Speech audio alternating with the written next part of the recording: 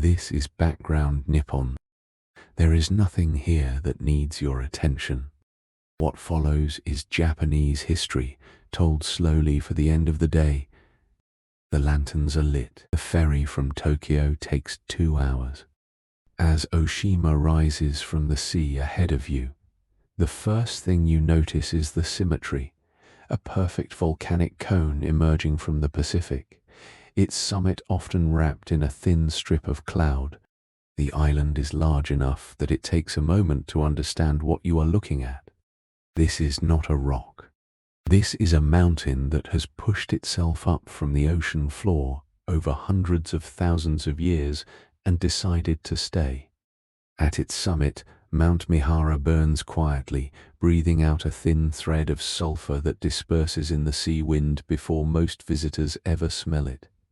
The camellias are already visible from the ferry, millions of them, covering the lower slopes in dark, glossy green. In late January and February, they bloom red. The island announces itself in color before you have even stepped ashore. Oshima sits at the northern edge of the Izu Bonin Arc, a chain of volcanic islands that runs nearly 2,000 kilometers south into the Pacific. The Philippine Sea Plate is pushing itself under the Eurasian Plate here, and where one plate descends into the mantle, the other builds upward, forcing magma through the ocean floor, raising islands from the bottom of the sea.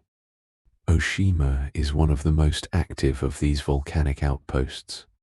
Its eruptions have continued through recorded history, leaving layers of ash that have blown east and sometimes reached the mainland. On a clear day from the summit of Mount Mihara, you can see the next islands in the chain, Toshima to the south, the faint outline of Niijima beyond it. The chain continues, one eruption at a time, island after island, as far south as the geography allows. For much of Japanese history, Oshima was not a destination. It was a destination for people who had no choice. The Izu Islands sit within reach of Edo, close enough for a boat to make the crossing in reasonable weather, far enough to be unreachable without one. For the Tokugawa shogunate, this made them useful. Political inconveniences could be sent here. Poets who wrote the wrong verse, samurai who backed the wrong lord, priests whose teaching troubled the authorities, all of them made this crossing in the opposite direction to the one you just completed, knowing they would not return. The ferry they took was not a ferry. It was a fishing boat or a cargo vessel willing to carry an unwanted passenger. The island waited for them as it waits for everyone, without sympathy, without hostility, simply there. Among those sent to Oshima, the most famous is Tamiya Botaro, a samurai condemned in 1691 for an act of unauthorized vendetta. He lived out the remainder of his life on the island, and the story of his exile became the seed of a ghost story, Yotsuya Kaidan, that would later become one of the most performed plays in the kabuki repertoire. The island absorbed his story as it absorbed all of them, quietly, without record. The exiles built small lives here. They planted vegetables in the volcanic soil. They watched the shipping lanes and said nothing. Some of them, in time, married into the island's existing community. The people of Oshima are the descendants of those who stayed, whether they arrived by choice or by order. The camellias have been here as long as anyone remembers.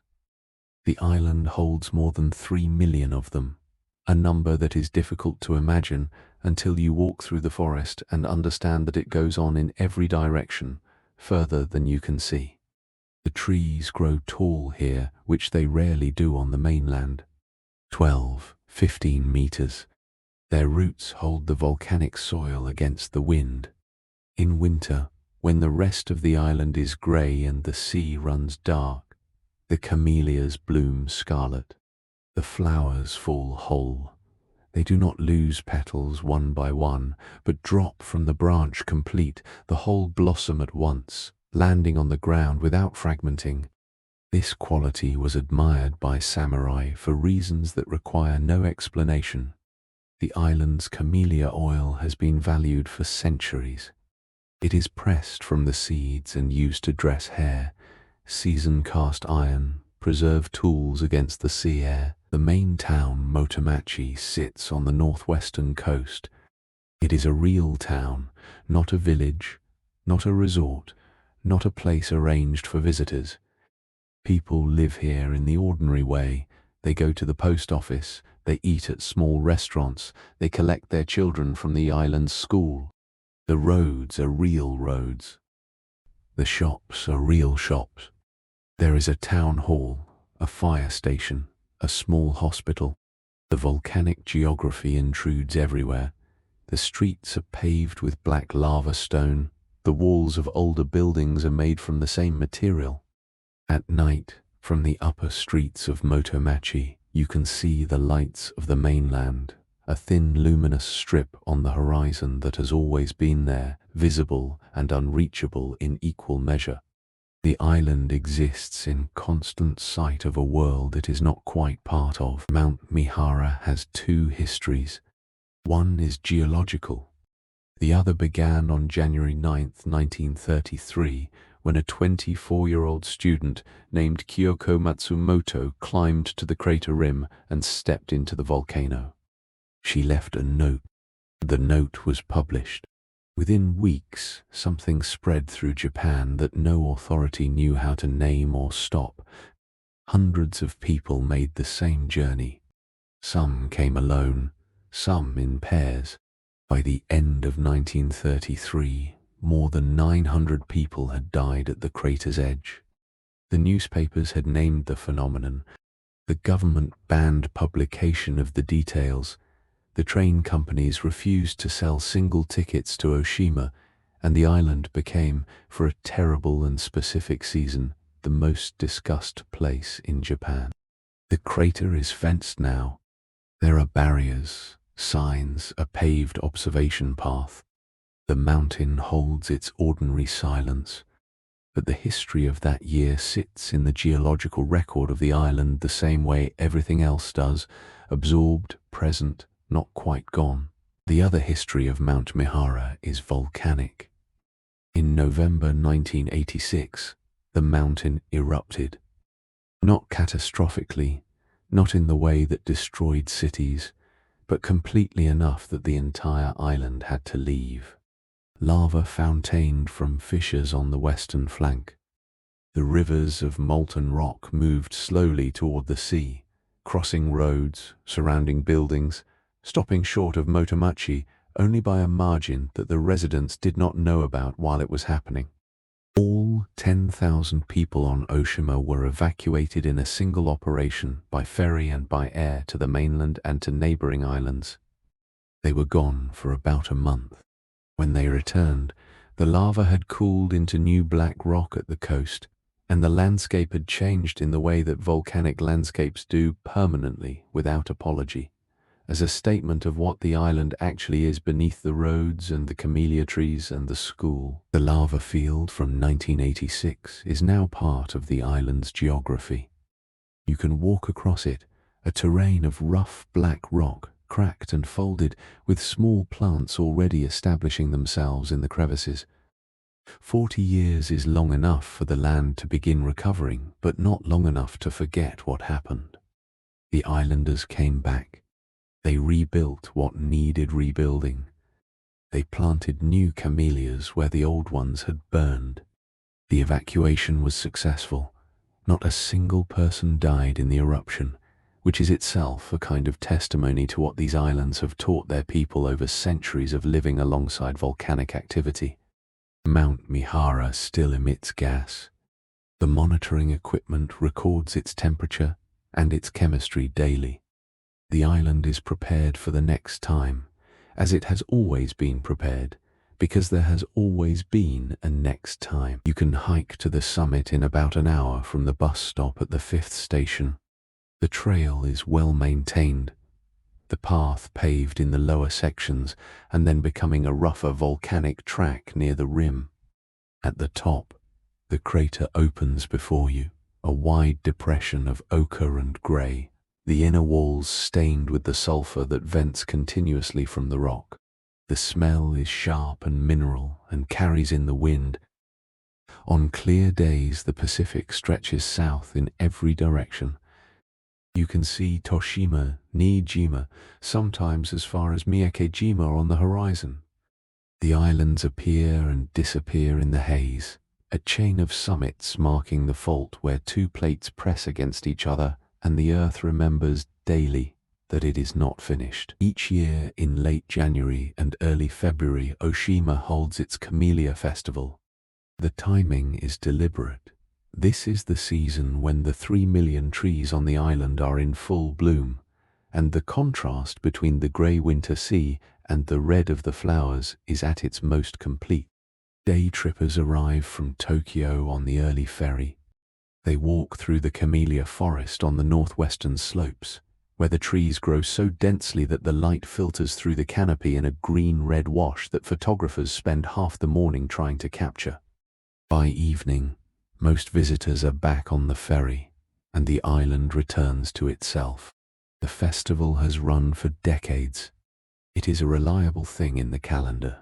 One of the ways Oshima remains visible to a mainland that would otherwise forget it is there, 80 kilometers offshore, living its own life without interruption. The soil on Oshima is volcanic, dark, porous, mineral-rich in ways that ordinary agricultural land rarely is.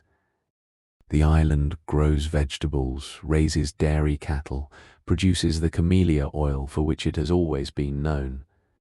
The farms occupy the middle elevations between the coastal settlements and the volcanic summit. In the right season, you see the plots from the road, neat rows of daikon and spinach laid out against the black earth, the geometry of cultivation imposed on a landscape that was, not long ago, moving lava. This is the ordinary work of the island, the part that gets no coverage. People farming volcanic soil, knowing that the soil came from the same mountain they can see from every field, knowing that what the mountain gives it can take back and choosing to plant anyway. About 7,000 people live permanently on Oshima. This makes it by far the largest of the Izu Islands, large enough for a real economy, a real school system, a real sense of community that does not depend entirely on the summer tourist season. The island has a high school. Young people grow up here, and some of them leave for the mainland for university or work, and some of them come back. The ones who come back talk about what they missed while they were gone. The smell of the sea at night, the sound of the camellia forest in the wind, the specific quality of the light on the Pacific at this latitude. These are not things that translate easily to someone who has not lived inside a small island's relationship with the ocean. They describe a life shaped by geography in ways that feel normal only to the people inside it. The sea around Oshima is not always the calm blue of the tourist photographs. In winter, the Pacific sends swells that make the ferry crossing uncomfortable in a way that the ferry company describes diplomatically and the passengers do not. The island's isolation is most legible in bad weather, when the crossing is cancelled, when the helicopter from the mainland cannot fly, when the island is simply cut off for a day or 2 or 3. The people of Oshima keep enough in their homes for this. It is not anxiety. It is habit, the same habit that island communities have cultivated for as long as people have chosen to live in places that can be surrounded by water at any moment. The sea is not the enemy.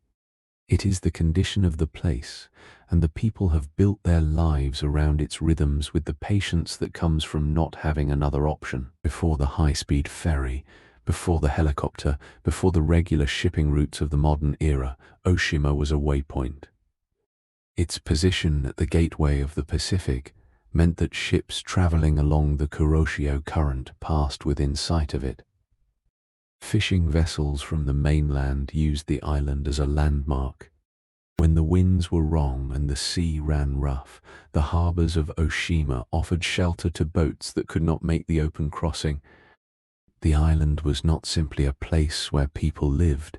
It was a fixed point in a geography that Japanese mariners had been reading for centuries. The lighthouse at Oshima, built in 1869 as one of the first Western-style lighthouses in Japan, formalized what the island had always been, a light in the dark at the edge of the known sea. The last ferry of the day leaves Motomachi in the early evening. From the upper deck you watch the island recede. The camellia-covered slopes grow smaller. Mount Mihara holds its shape against the sky, the symmetrical cone still visible long after the town lights have blurred into a single smear of amber. The other passengers settle in for the 2-hour crossing, most of them tourists completing a day trip, some of them islanders returning to the mainland for reasons of business or family.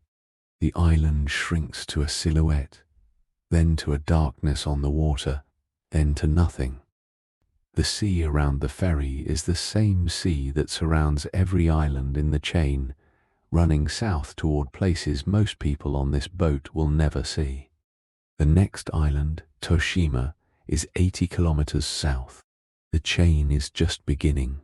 Mount Mihara has 2 histories. One is geological.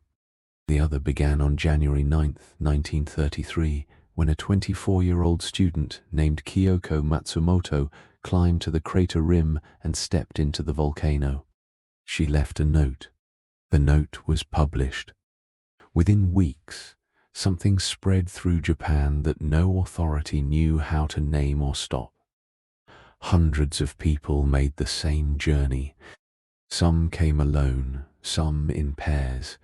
A journalist reported that 2 young men arrived together, tossed a coin, and the loser, the one who had to watch, stood at the rim and waited until the other had jumped, then descended alone.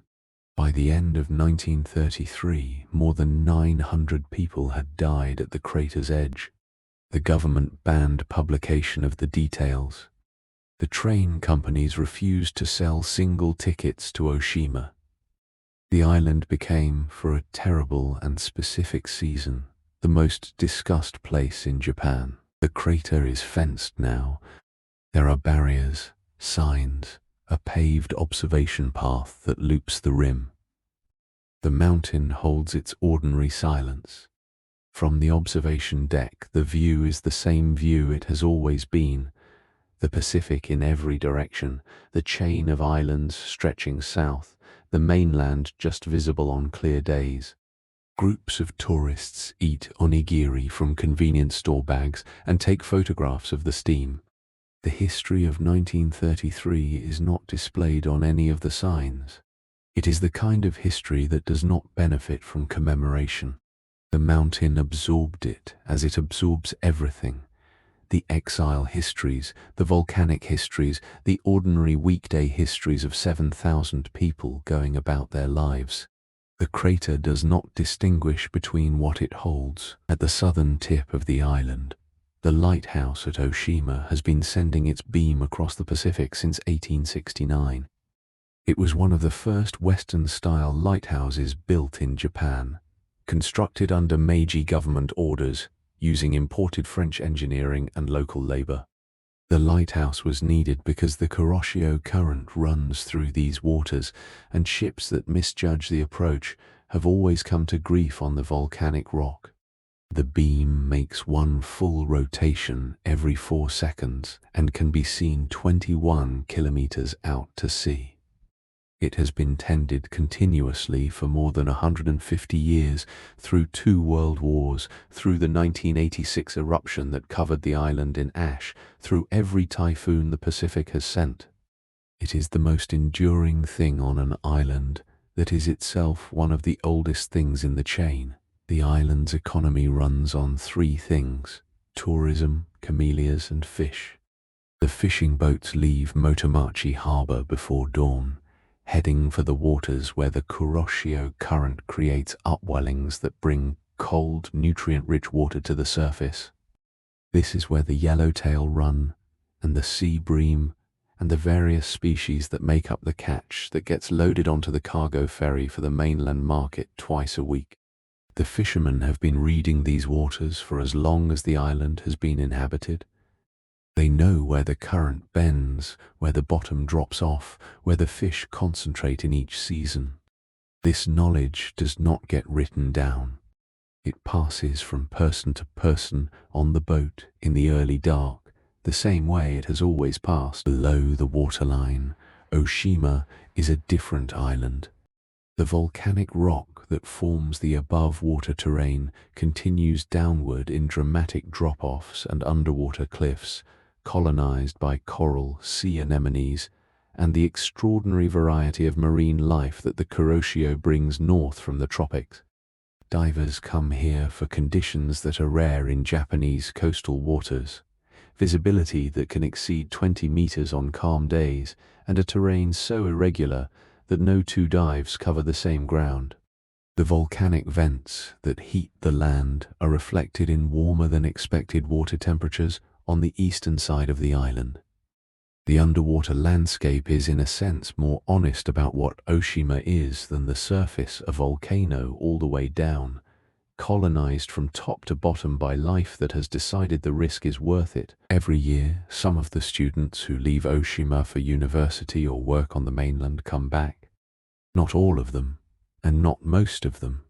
The population has declined slowly over decades, which is the arithmetic of all the small islands in this chain. But some of them return.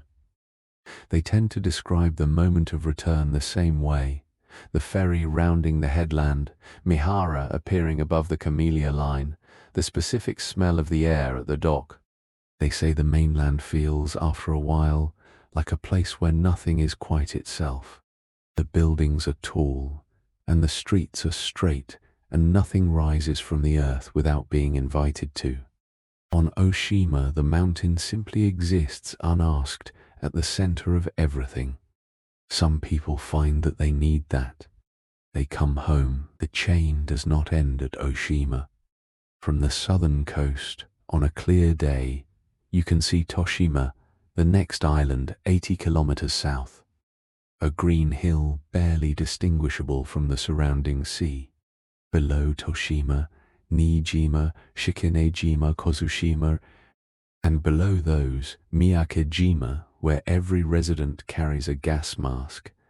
Mikurajima, where wild dolphins have lived alongside a human community for decades. Hachijojima, where the Edo period sent its unwanted. And at the furthest reach of the chain, barely still Tokyo, the caldera island of Aogashima, 170 people inside a volcano, 350 kilometers from anywhere. All of these belong to the same city. The ferry south is waiting. The chain is just beginning. On Oshima tonight, the lighthouse turns. The camellia forest holds the darkness. The monitoring stations on the mountain record the mountain's temperature, its chemistry, its breathing. 7,000 people sleep in their homes on volcanic rock, surrounded by volcanic sea, in the shadow of a mountain that will erupt again. This is not recklessness. It is the particular trust that people build with the places they have chosen across enough generations that the choosing becomes simply living. Sleep well along the eastern coast of Oshima, in the sheltered bays below the camellia line. Women have been diving without equipment for longer than the written record extends. They are called ama, sea women, and they work in the same way divers have worked in these waters for at least 2,000 years. No tanks, no masks beyond simple goggles, no fins. A breath held, a dive to 10 or 15 meters. Hands working quickly along the bottom before the body insists on returning to the surface. They dive for abalone, for sea urchin, for the turban shells that live in the rocky substrate below the volcanic cliffs. The Kuroshio brings warm water up the eastern coast, which extends the diving season here compared to islands further north. The women who still do this work are older than their predecessors were when they started. Their daughters have mostly chosen other work. The practice continues, diminished, in the way that island practices do, held by the few who hold it until they do not. On the night of October 15th, 2013, Typhoon Waifa made landfall across the Izu Islands. The rain gauge at Oshima recorded 122 millimeters in a single hour. The volcanic soil of the northwestern slopes, the same dark, porous substrate that grows the camellias, that holds the camellia roots, that has been built up over thousands of years of eruption and recovery, reached saturation in the darkness before anyone in Motomachi was awake. The mudslides came down the valleys at speed. 39 people died. The town lost streets, houses, elderly residents who had lived their whole lives on the island. It was the worst disaster Oshima had experienced in the modern era, and it was caused not by the volcano but by rain, by the island's own soil moving all at once. The camellias on the upper slopes were untouched. The town below rebuilt, as it has always rebuilt from what remained. In November, after the camellia season ends and the flowers have gone, the seeds fall. They are small, hard, brown, unremarkable things that drop from the same trees that bore the red blossoms 2 months before. On Oshima they are collected by hand and taken to the pressing houses, where they are dried, cracked, and pressed cold to extract the oil inside. Tsubaki oil is clear and almost odorless. It has a particular viscosity, lighter than olive oil, heavier than water, that makes it ideal for a specific range of uses. It is rubbed into the hair, which it conditions without weighing down. It is applied to cast iron cookware to prevent rust. It is used to clean and preserve the blades of tools. The aristocratic women of the Heian court dressed their hair with it. The island has been pressing and exporting it for over 1,000 years, as quietly and continuously as the trees themselves grow. There is a particular quality of time on a small island. It is not slower exactly. The days are the same length, they are everywhere. But the scale of what surrounds you compresses the sense of what is urgent. On Oshima, the most permanent thing is also the most visible. The mountain, always there, larger than anything human beings have built on the island or ever will. Against it, the ferry schedule and the school year and the fishing season and the camellia harvest are brief repeated rhythms, generation after generation, running on a clock that the mountain does not acknowledge. The people who come back to Oshima after years on the mainland often describe this as what they missed without knowing they missed it. Not the views, not the nature, but the feeling of being in correct proportion to something. The mountain does not care whether you are here. It does not care that you have returned.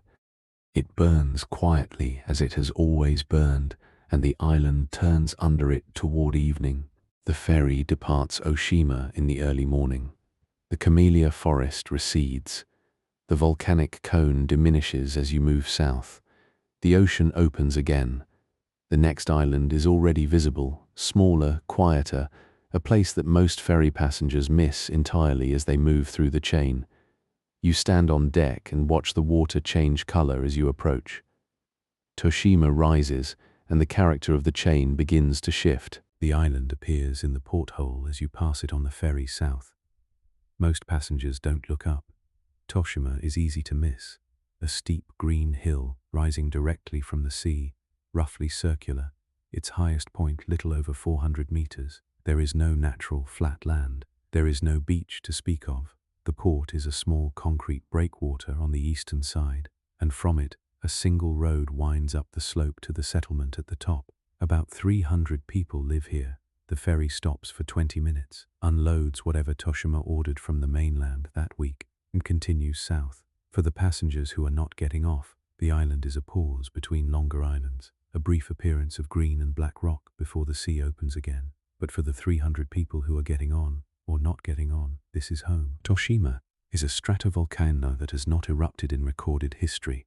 Though its volcanic origin is visible in every surface, the rock is dark basalt. The soil, where it exists, is thin and volcanic, good for a specific kind of cultivation and poor for most others. The island is steep enough that farming requires terracing, platforms cut into the hillside at intervals, holding soil that would otherwise slide into the sea. The camellias that define Oshima to the north grow here too, smaller and lower to the ground in the island's harsher wind exposure. The sea cliffs that drop from the rim to the ocean are among the most direct in the Izu chain. The island falls straight into the water on all sides with very little softening. It is a geological argument for verticality. Everything on Toshima goes up. Like every island in the Izu chain, Toshima received the people that Edo found inconvenient. The island's small size and near vertical terrain made escape impossible and observation simple, qualities that any authority managing exiles would value. The exiles who came here came knowing that the mainland they could see on a clear day was not a place they were returning to. Some of them were ronin, samurai without masters after the consolidations of the early Tokugawa period. Some were priests. Some were people caught in political currents too large to resist. The island held them with the impersonal completeness of geography. No walls were needed. The sea was the wall, and the sea was permanent. 300 people is a particular kind of number. Large enough for an elementary school, small enough that everyone in it knows every other family, large enough for disagreements to matter, small enough that they must eventually be resolved. The island has a primary school, a clinic, a small community hall.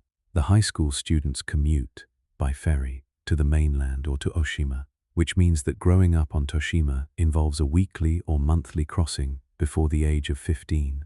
The children who leave for school tend to return less often as they get older. The island's population has been declining for decades, as it has been declining on most of the small Izu Islands. The school that runs today has fewer students than it had 20 years ago. This arithmetic is legible to everyone on the island, and no one talks about it the way an outsider might. The island grows what the terrain allows. Camellias for oil, some vegetables on the terraced fields, where the volcanic soil holds moisture well enough. Toshima is also known, to the people who know it, for its azaleas, which bloom in spring along the paths that wind up from the port to the residential area.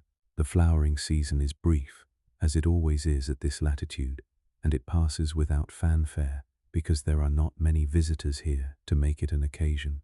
The blooming happens for the 300 people who live on the slope, and for the birds that nest in the camellia canopy, and for no one else in particular.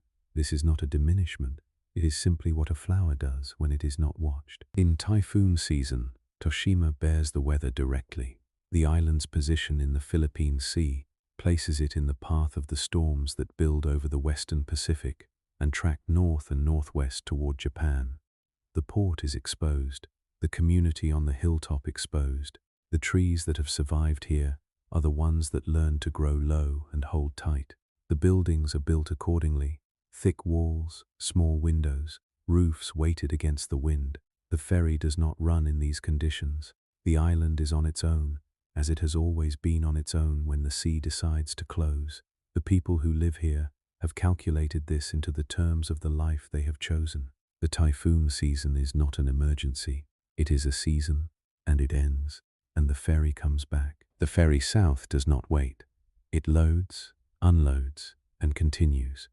From the breakwater at Toshima, you watch it move toward Niijima, which is visible on clear days as a pale line on the southern horizon. The chain continues, each island smaller or larger than the one before it, each one shaped by the same volcanic geology, each one holding a community that chose to stay at the edge of the continental shelf and make something of it. Toshima is not the beginning, and it is not the end. It is one of 11, a small green hill in the middle of the arithmetic of the chain, present and largely unremarked, doing exactly what it has always done. The ferry south does not wait long at Toshima. You remain on deck as the crew loads supplies and a handful of passengers. Within an hour you are moving again, south toward Niijima. The ocean deepens. The air carries a different quality. You are moving deeper into the chain, further from Tokyo, closer to something larger. The beaches of Niijima are white, which is unusual on this chain. The other Izu Islands are volcanic black. Black sand, black rock, dark soil. Niijima's sand is pale cream, almost luminous in certain lights, and it runs in long stretches along the eastern coast that look, if you half close your eyes, like nothing so much as a Mediterranean coastline transplanted to the Pacific. The waves arriving from the open ocean have crossed thousands of kilometers without interruption, and they hit the eastern shore with a force and regularity that has made Niijima one of the most sought-after surf destinations in Japan. On summer weekends, the beach fills. Boards line the shore. The surf culture here is real and specific, not imported but grown from the geography of a place that has been receiving Pacific swells since before the concept of surfing existed in Japan. Niijima and Shikinejima, the island immediately to its south, were once a single landmass. In 1703, an earthquake of extraordinary magnitude, estimated at 8.2, one of the largest to strike Japan in the historical record, sent a tsunami across the Izu chain that reshaped what it touched. The channel between the two islands, the Nakanos Passage, was either deepened or created by the geological violence of that event. The two communities that had shared an island suddenly occupied two separate ones. The sea that now runs between them is shallow and calm. You can kayak across it in under an hour, but the separation it created has been real and permanent for more than 3 centuries. Niijima and Shikinejima share an administration and a history, but they have been two islands for as long as anyone living can remember. The shogunate sent its difficult people to Niijima as it sent them to the other islands, but Niijima had a particular kind of regime. The exiles here were monitored more closely than on some of the southern islands. They were required to report regularly to the island's headman. They could not leave the residential area without permission. The community that existed before them, the fishing families and farmers who had built lives on this white sand shore, had to absorb these unwanted arrivals and make room in a social structure that had not anticipated them. How they managed this is not fully recorded. The exiles left their traces in the genealogies of families still on the island. The island held them, and some of them became part of it, and some of them simply endured until they did not. In 1843, a child was born on Niijima to a family that had been sent there in exile. His name was Niijima Joe, or, in the Western rendering he would later adopt, Joseph Hardy Niijima. He grew up on this island, educated in the Confucian tradition, and became increasingly convinced that Japan needed something it did not have, a kind of learning that combined Western science with a moral framework he had encountered through Dutch texts that found their way to the island. In 1864, he did what no island exile was supposed to do. He left. He smuggled himself onto a ship at Hakodate, an act that was technically punishable by death under the Sakoku laws that were just then collapsing. He reached America, studied at Phillips Academy and Amherst College, converted to Christianity, and returned to Japan to found Doshisha University in Kyoto in 1875. He died in 1890, aged 46, the most consequential person this island ever produced. Niijima has a material that no other island possesses. On the small uninhabited islet of Kogashima, just off the coast, there is a deposit of a particular type of volcanic glass, called Corinthian stone in English, kozoite in geological terminology, that exists in only 2 places in the world. The other is in Italy.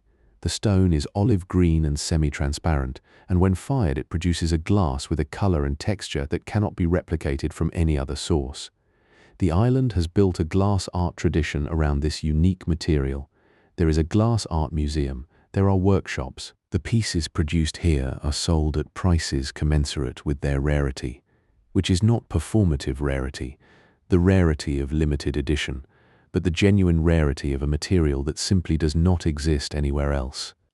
In July and August, Niijima is crowded. The surf camp crowd arrives from Tokyo, the beaches fill.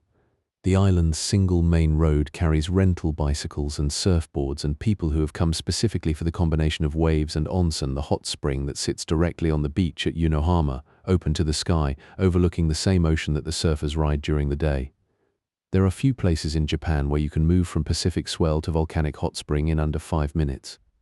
The summer season sustains the island economically in a way that the rest of the year does not, and the island manages this the way that small island economies always manage seasonal tourism, with a patience developed from understanding that August ends and September brings the island back to its own pace, and the sea continues without requiring any assistance.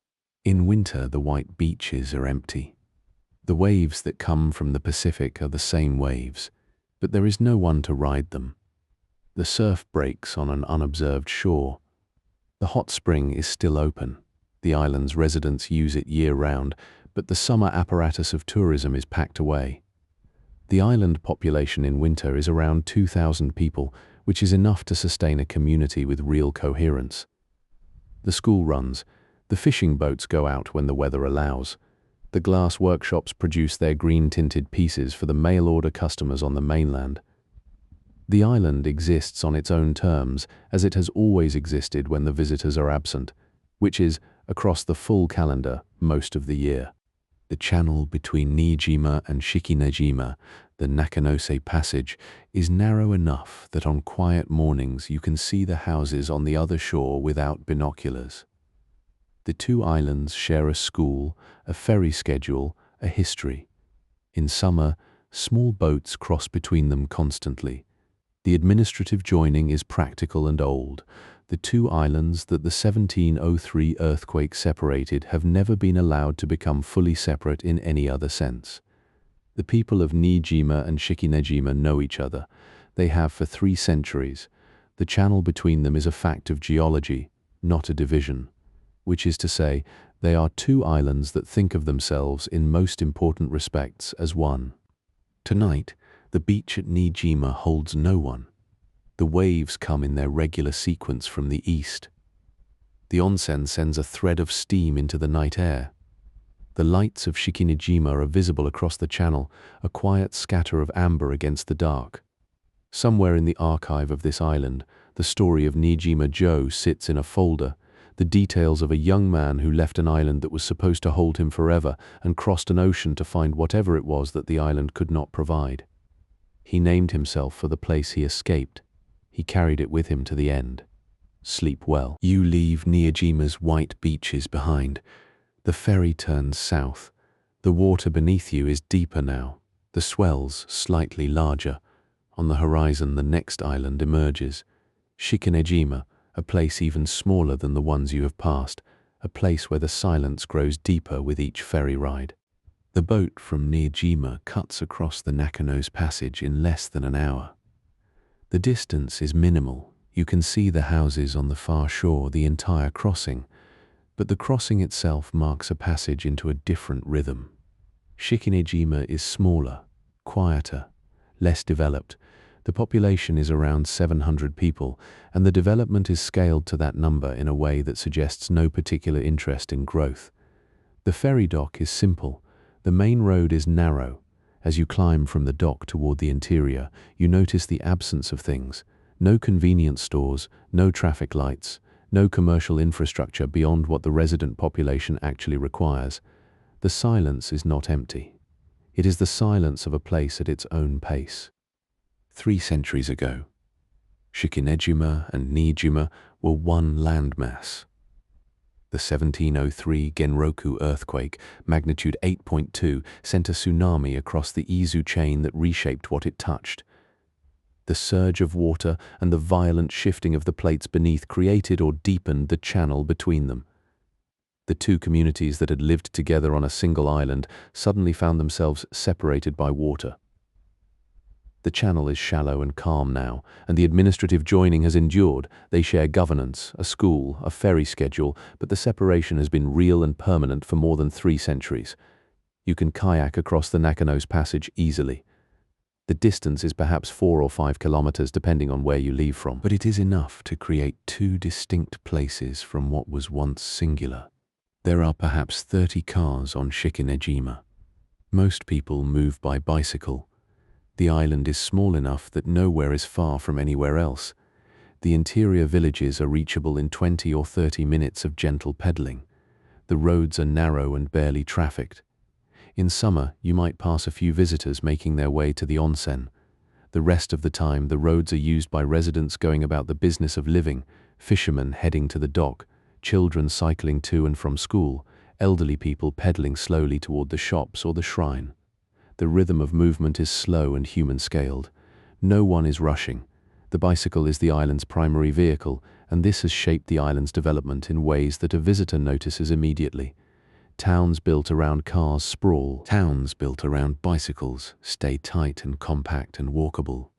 Beneath Shikanejima runs water heated by the volcanic geology of the Izu archipelago. This heat has made itself available to the people living above it.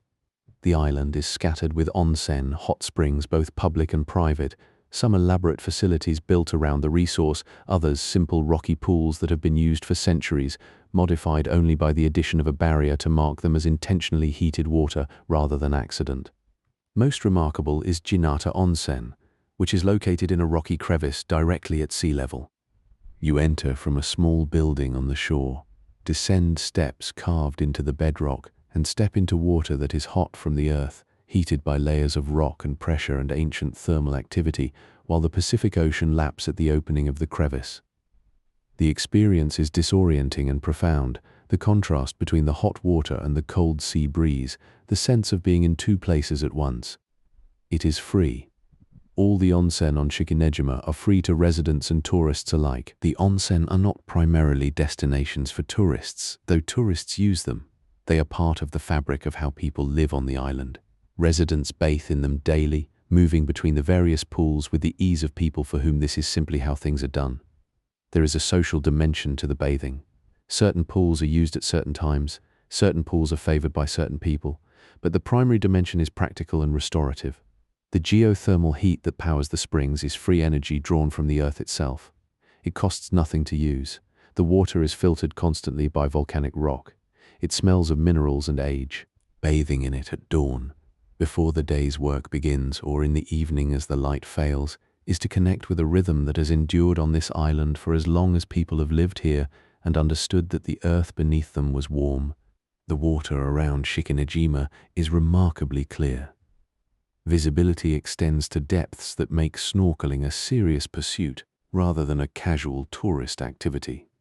Schools of fish move in organized patterns. Coral grows in the shallow areas, not the dramatic reef systems of tropical waters, but substantial, resilient coral that has adapted to these temperate subtropical waters. In summer, the water temperature reaches something approaching pleasant. The clarity of the water is a consequence of the low pollution from the island itself. There is no industry here, no runoff that would cloud or degrade the sea. The communities at the edges of the water are small and careful. The result is a shore that remains transparent. When you swim here, you can see 30 or 40 feet down. The sea floor is visible. The life on it is visible. The clarity of the water is a gift of the island's smallness. At dusk, the island slows further. The bicycles thin out from the roads, the small shops close, the restaurants there are a few, scattered through the villages, fill with residents who know each other. The light on the water becomes horizontal and golden, the shadows extend, the onsen refill naturally from the thermal reservoirs beneath the island. People enter them in small numbers, greeting each other, undressing, settling into the heated water as the sun moves toward the horizon. The bathing is silent or nearly silent. Voices are quiet. The sound of the water lapping at the rocks of Jinata Onsen carries the rhythm of the ocean. The evening on Shikanejima has a quality of deliberation. Nothing is rushed. Nothing is omitted. Time moves, but it moves at a pace the island acknowledges and accommodates. The island is too small for anonymity. Everyone knows everyone. The fishing families are known. The shopkeepers are known. The elderly residents who have lived on the island for 70 or 80 years are known. The younger people who have moved here from elsewhere are known. Their arrival is noted. Their integration into the community is gradual but real. There is a shrine, simple and ancient, where seasonal festivals are celebrated. There is a school, very small, where the children of the island are educated. There is a fishing cooperative where the daily catch is organized and sold. The structures of island life are basic and essential. They work because they are built to work for a population of 700 people who have chosen, or have been required by circumstance, to stay. The primary industry of Shikinejima is fishing. Small wooden boats go out daily when the weather allows, returning in early afternoon with the day's catch. The nets are sorted on the dock by hand. The fish are separated by species and size. Some are sold to the boats that come from the larger islands to distribute to mainland markets. Some are consumed on the island itself. The fishing here is not industrial, no vast trawlers, no netting operations that extend for kilometres, but neither is it obsolete. It is the means by which the island has fed itself for centuries. The boats are maintained carefully. The knowledge of where the fish are, when to seek them, which seasons yield which species is passed down through families. The work is hard and seasonal, the income is modest, but the fishing continues because the sea continues to yield, and the island continues to require the protein and the income that the fishing provides. The island follows seasonal rhythms that are more pronounced than on the mainland. Spring brings warming water and the first migrations of fish species that respond to temperature change. Summer brings tourists and swimmers, and the island adjusts to accommodate this temporary expansion of its population. Autumn brings changes in the light, a quality of clarity and distance that makes the distant islands visible on clear days. Winter brings storms that can make the ferry crossing difficult or impossible. The small population absorbs these seasonal variations because there is no alternative. The island does not have the infrastructure to resist weather, so it accommodates it, works around it, understands it as part of the price of living in a place so small and so exposed to the open ocean. In winter, the summer visitors are absent.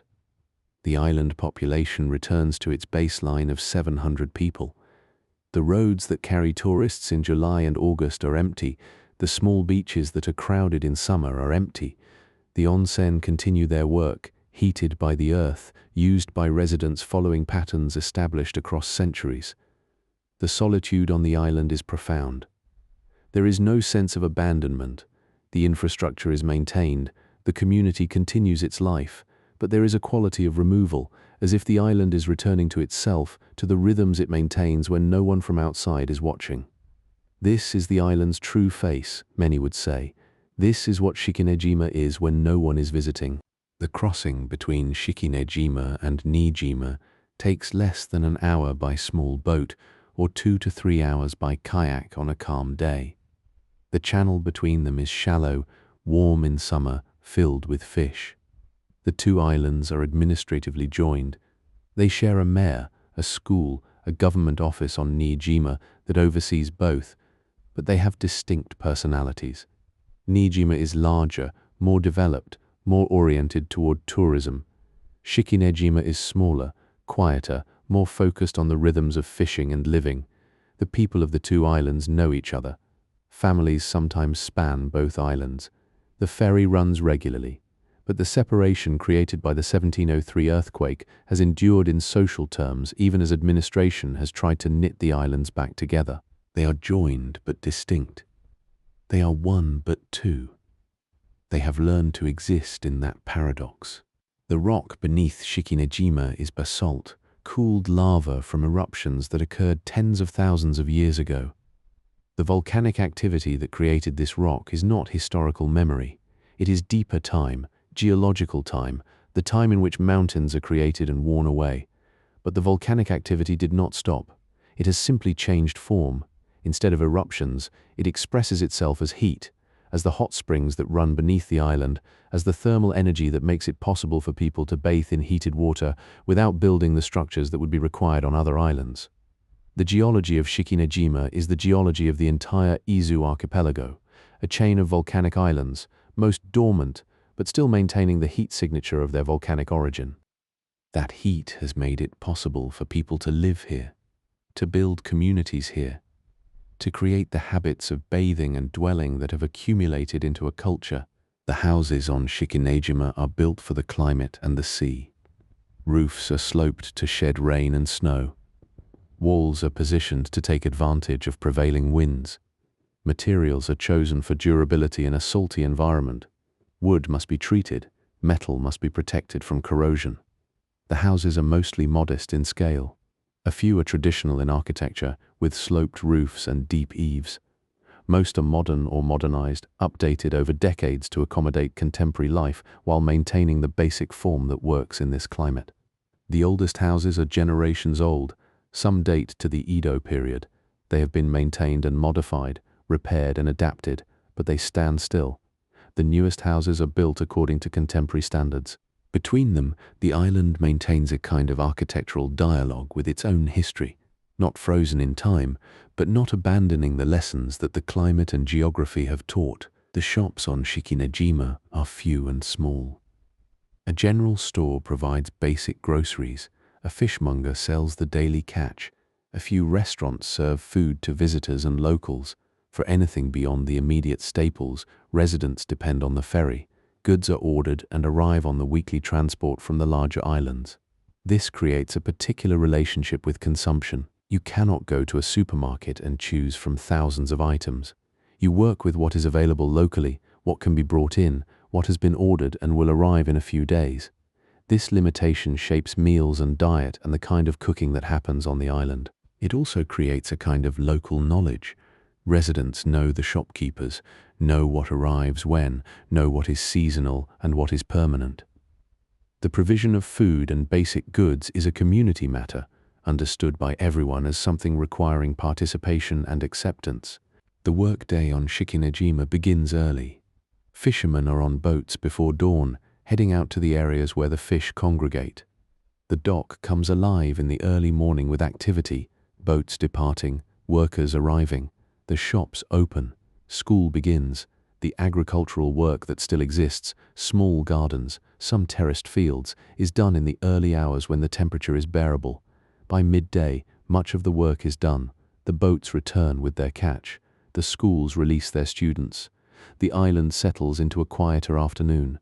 Work exists here, but it follows natural rhythms, the rhythms of tide and light, and the patterns that have governed island life for centuries. The modern world intrudes in many ways, but the basic structure of the day remains shaped by the geography and the resources that the geography provides.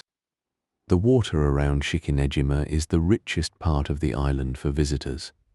The clarity allows snorkeling and diving that is possible nowhere else in this region. The coral, adapted to these cooler waters, creates habitat for fish and invertebrates. In summer, when the water warms, it is possible to spend hours in the water with minimal thermal protection. The experience is revelatory to see 30 or 40 feet down, to watch the organization of life on the sea floor, to see the species that live in these waters. The coral is not the vast bleached systems of tropical reefs, but it is robust and alive. The fish are not the brilliant colorations of tropical systems, but they are present and organized and revealing. The clarity of the water is a consequence of the island's minimal development. It is also, therefore, a gift that the islanders have given themselves and each other by limiting their impact on the ecosystem that supports them. In the early evening, the restaurants fill. The few that exist on the island serve food that is simple and seasonal, fish from the boats that morning, vegetables from local gardens, rice from the mainland. The dining is not elaborate, the portions are generous. The food is prepared without pretension. This is how people eat on Shikinejima, the food that is available, prepared simply, eaten in company. The restaurants are not destinations in the way that restaurants on Niijima might be. They are community spaces where residents gather and where the occasional visitor is accommodated. The meals are quiet. The conversation is the background to the eating. The light outside fades. The lamps in the restaurants glow. The small streets of the island begin their transition into night. The darkness on Shikinejima is profound. There is no city light pollution, no glow on the horizon from distant metropolitan areas. The night is dark in the way that nights are dark when there is only moonlight and starlight and the lights of the houses and the lighthouse. The stars are visible, not the dozens that are visible from the edges of cities, but the hundreds that reveal themselves to eyes that are truly in darkness. The sounds of the night are simple, the waves on the shore, the occasional vehicle on the road, the sounds of animals that are active at night. The temperature drops, the wind shifts, the island continues its life, but most of it happens invisibly. The boats are moored, the shops are closed, the people are in their houses, and the island belongs temporarily to the night and the sea. But the onsen do not sleep. Ginata Onsen continues to fill with water heated by the earth. A person could descend into that rocky crevice in the middle of the night, disrobe, and step into water that is warm, 60 degrees Celsius perhaps, or 70, while the night air is cool and the ocean breeze carries the smell of salt. The contrast is stunning. The heat rising into the cool air creates visible mist. A few people do this. Residents who have insomnia, who have developed the habit of night bathing, who have learned that the island's onsen are never closed, never unavailable. The heat is constant. The water flows continuously. The earth beneath provides without interruption. And in the darkness, with the sound of the ocean at the entrance to the crevice, the bathing takes on a quality of ritual, of return, of connection to something that has endured beneath the island for longer than human history. Dawn comes gradually. The light begins as a lessening of darkness. The sky shifts from black to deep blue to the pale blue that precedes the sun. The birds, few but present, begin to make noise. The fishermen begin to move, preparing boats, checking equipment. The island transitions slowly from night to day. The shops will open again. The school will begin. The market rhythms will restart. But for now, in the early hours, the island is between states, not night, not yet day, but the threshold between them. The temperature is cool, the light is soft, the island is quiet in a way it will not be again until the next evening. This is the island's best time, many residents would say. This is when it belongs most fully to itself. Shikinejima is not unknown, but it is not famous. It does not appear in major tourist guides. It is not a destination that mainlanders aspire to visit. It is instead a refuge for people who want something specific: quiet, small community, access to thermal water, clear sea, the possibility of a different pace. The people who stay on Shikinejima have mostly chosen to do so. The young people who leave, and many do, seeking education or opportunity, sometimes return, bringing partners and children.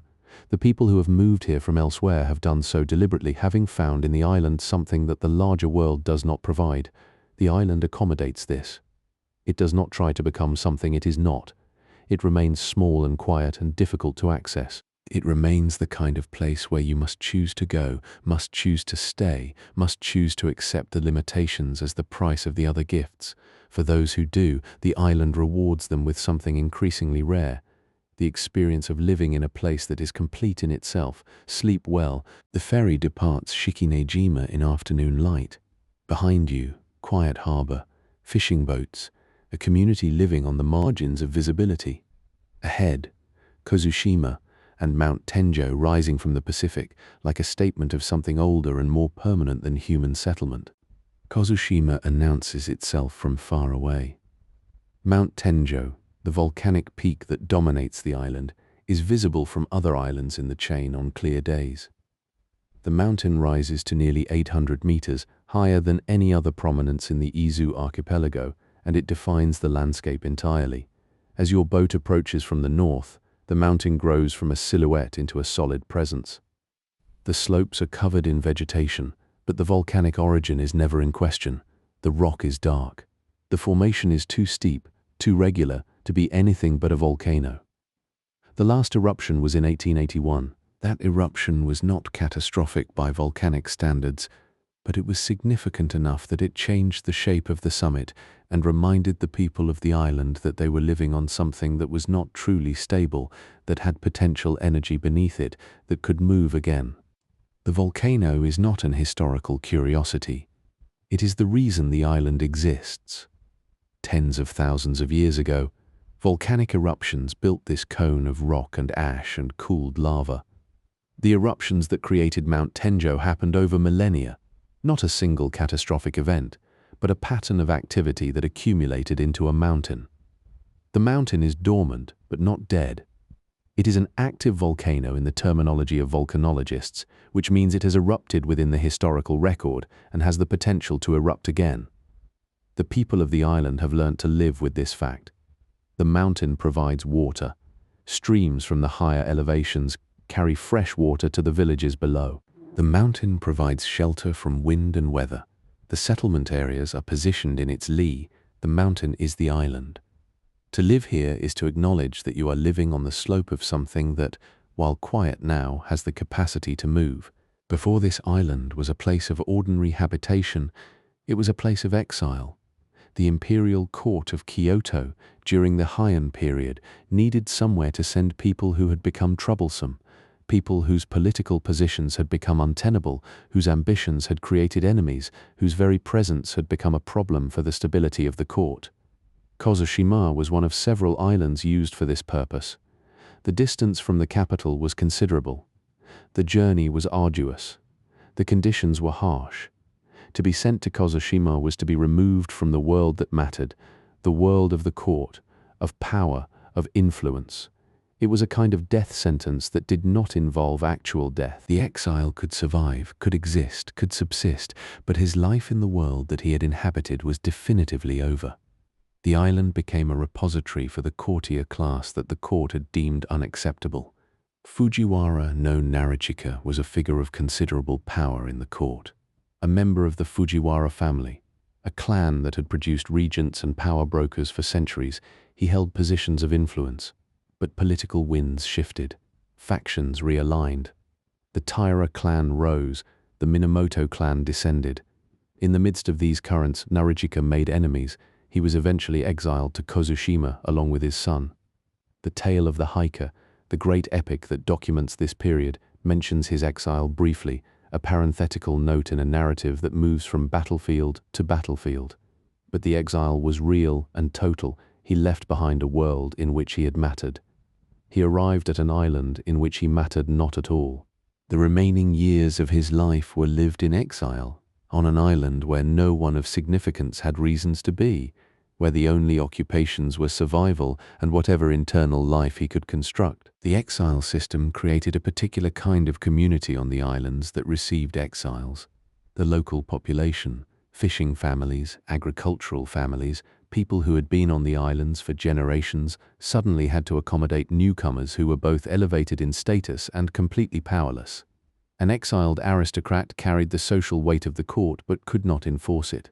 The local headman had authority in practice but was technically subordinate to a person who represented the imperial court. These contradictions created a strange social dynamic. The exiles had to work or be supported by the community that had not asked for them. They had to find an accommodation with people whose lives operated on entirely different principles. Some exiles seem to have made this transition, others never did. The presence of exiles on the island created tension and oddness that did not resolve until the exiles died and were no longer present to embody the contradiction. The present-day settlement of Kozushima is small and simple. The population is approximately 1,900 people, clustered in a few small villages around the base of Mount Tenjo. The architecture is functional, houses built to withstand weather and saltwater exposure, shops scaled to the local population, a school, a fishing cooperative. There is no tourist infrastructure. There are no large hotels or restaurants specifically oriented toward visitors. The island has not developed itself as a destination. It exists as it has existed, a place for people who need to live here, for fishing families who draw their livelihood from the sea, for the families descended from residents who have been here for generations. The presence of archaeologists and historians who study the exile period is noted but does not change the basic character of the island, which is and remains oriented toward the work of fishing and survival. The boats that leave the dock at Kozushima each morning carry the primary economic activity of the island. Fishing has sustained life here for centuries before the exiles, after the exiles, into the present. The waters around Kozushima are productive. The catches are regular. The boats are maintained with care. The knowledge of where the fish congregate, which seasons are productive for which species, how to read the sea conditions. This knowledge is held by families that have fished these waters for generations. The fishing is not industrial. The boats are modest in size. The nets are traditional in design. The work is hard and requires skill and timing. But the fishing continues because the sea continues to be productive, and the island continues to require the food and the income that the fishing provides. The water around Kozushima is exceptional. The visibility extends to depths that rival the clearest waters in Japan. You can see 40 or 50 feet down depending on the light and the weather. The sea floor is visible. The life on it, fish, crustaceans, invertebrates, is visible. The clarity of the water is a gift of the island's lack of industrial development. There is no pollution, no runoff, no silt from development. The water clarity is also related to the geology. The waters are deep, relatively close to shore, which means sediment does not accumulate in shallow areas. The combination creates a diving and snorkeling environment that is remarkable.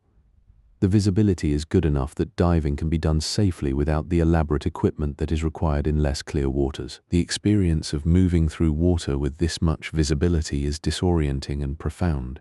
It creates a sense of flying, of moving through a transparent medium, of seeing. The underwater world around Kozushima is organized and alive. Fish schools move in coordinated patterns. Larger fish hunt smaller ones. The rock formations provide shelter and habitat. The water temperature changes with depth, warmer near the surface, cold enough at depth to require exposure protection. The clear water makes it possible to observe behavior that would be invisible in murky conditions. You can watch the feeding patterns of fish, the way they respond to predators, the relationships between species. The underwater world is not tropical in its color or its intensity, but it is rich and complex and fully alive. To dive or snorkel in these waters is to be invited into a world that continues beneath the surface, that humans can visit temporarily, but that exists whether or not anyone is observing it. The rocks at Kozushima are different from the other Izu Islands. While the northern islands are basalt, black volcanic rock from relatively recent eruptions, Kozushima's geology is more complex. Granite and other plutonic rocks form parts of the island. The mountain itself is basalt, but the lower elevations show different geology. This geological diversity is visible in the rocks on the beaches, in the cliffs, in the quarries where rock was extracted for building materials. The granite is lighter in color, more crystalline in structure, different in texture from the basalt that dominates the other islands. The geological difference is part of what makes Kozushima distinct. It is not just an island in the chain, but an island with its own geological character, shaped by different processes, formed at different times, expressing different aspects of the volcanic and tectonic history of the region. Beneath Kozushima, like the other Izu Islands, runs geothermal heat. The expression of this heat is more limited on Kozushima than on Shikinejima. There is a single significant hot spring facility rather than multiple free onsens scattered across the island, but the water is heated by the same source, drawn from the same thermal reservoirs, made available by the same geological processes that power all the islands. The hot spring is used by residents and occasional visitors. The water is warm and carries the mineral content of water that has passed through heated rock. The experience of bathing in this water is similar to bathing on the other islands, a connection to the geothermal energy of the island, a drawing on a resource that is renewable and free. The hot spring is simpler and less dramatic than Jinata Onsen on Shikinejima, but it serves the same purpose, connecting the people of the island to the heat beneath them. Summer brings warming water and makes diving and snorkeling more accessible. Winter brings storms that can make approach by boat difficult or impossible. Spring brings warming and the return of fish species that respond to temperature change. Autumn brings clear light and reduced tourism, leaving the island to its own rhythms. The island follows these seasonal patterns with the regularity of an island that has done so for centuries. The fishing industry adjusts to the seasons. The settlement becomes more or less accessible depending on weather. The relationship between the people and the sea is mediated by the seasons.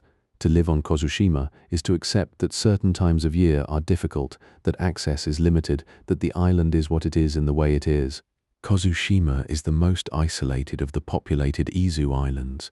The ferries run less frequently than to the northern islands. The journey from the mainland takes longer. The island is further from Tokyo, more difficult to access, less likely to be visited. This isolation is not experienced as hardship by residents. It is simply the condition of living here. The island is sufficient. It produces food through fishing. It provides water from the mountain. It has a community. The distance from the mainland is a fact, not a problem that requires solving. The isolation has actually protected the island from some forms of development. There is no large hotel infrastructure. There are no theme parks or commercial attractions. The island remains what it has always been, a small fishing community, remote and quiet, accessible to those who deliberately seek it out. The material needs of the population are provided through a combination of local fishing and fishing goods brought in by ferry, and increasingly mail order from the mainland. The shops on the island are few and small, a general store, a fishmonger, perhaps one small restaurant. For anything beyond immediate staples, residents must either order by mail or wait for the ferry delivery system. This creates a particular relationship with consumption. You plan ahead, order what you need, adjust your expectations to what is available. It also creates a form of self-sufficiency. Nothing is wasted because there is no casual abundance to waste. The provision of food and supplies is a matter of timing and planning and acceptance. The workday on Kozushima is structured around fishing. The boats leave early in the morning, returning in early afternoon with the day's catch. The dock becomes active. Fish are sorted, separated, processed. Some is sold to the transport boats, some is consumed locally, some is preserved by salting or drying for later consumption or sale. The work is physical and regular. Other employment exists, people who work in the school, the administrative offices, the shops, but fishing is the primary economic activity and shapes the rhythm of the island's day. Evening comes. The work is done. The island settles into a quiet evening time. The work continues because it must, because it is the basis of the island's sustenance. The population of Kozushima is small enough that anonymity is impossible. Everyone knows everyone. The fishing families are known. The descendants of exiles, if any exist, are known. The shopkeepers are known. The people who have moved here from elsewhere are known. Their arrival is notable, and their integration into the community is gradual. This creates a particular kind of social structure. There are no strangers permanently, though there are always temporary visitors. The community operates through relationships that are deep and long-standing. Disputes are worked out through existing relationships. Decisions are made with awareness of how they affect people who are known and will continue to be known. The smallness creates both intimacy and constraint. Mount Tenjo can be climbed.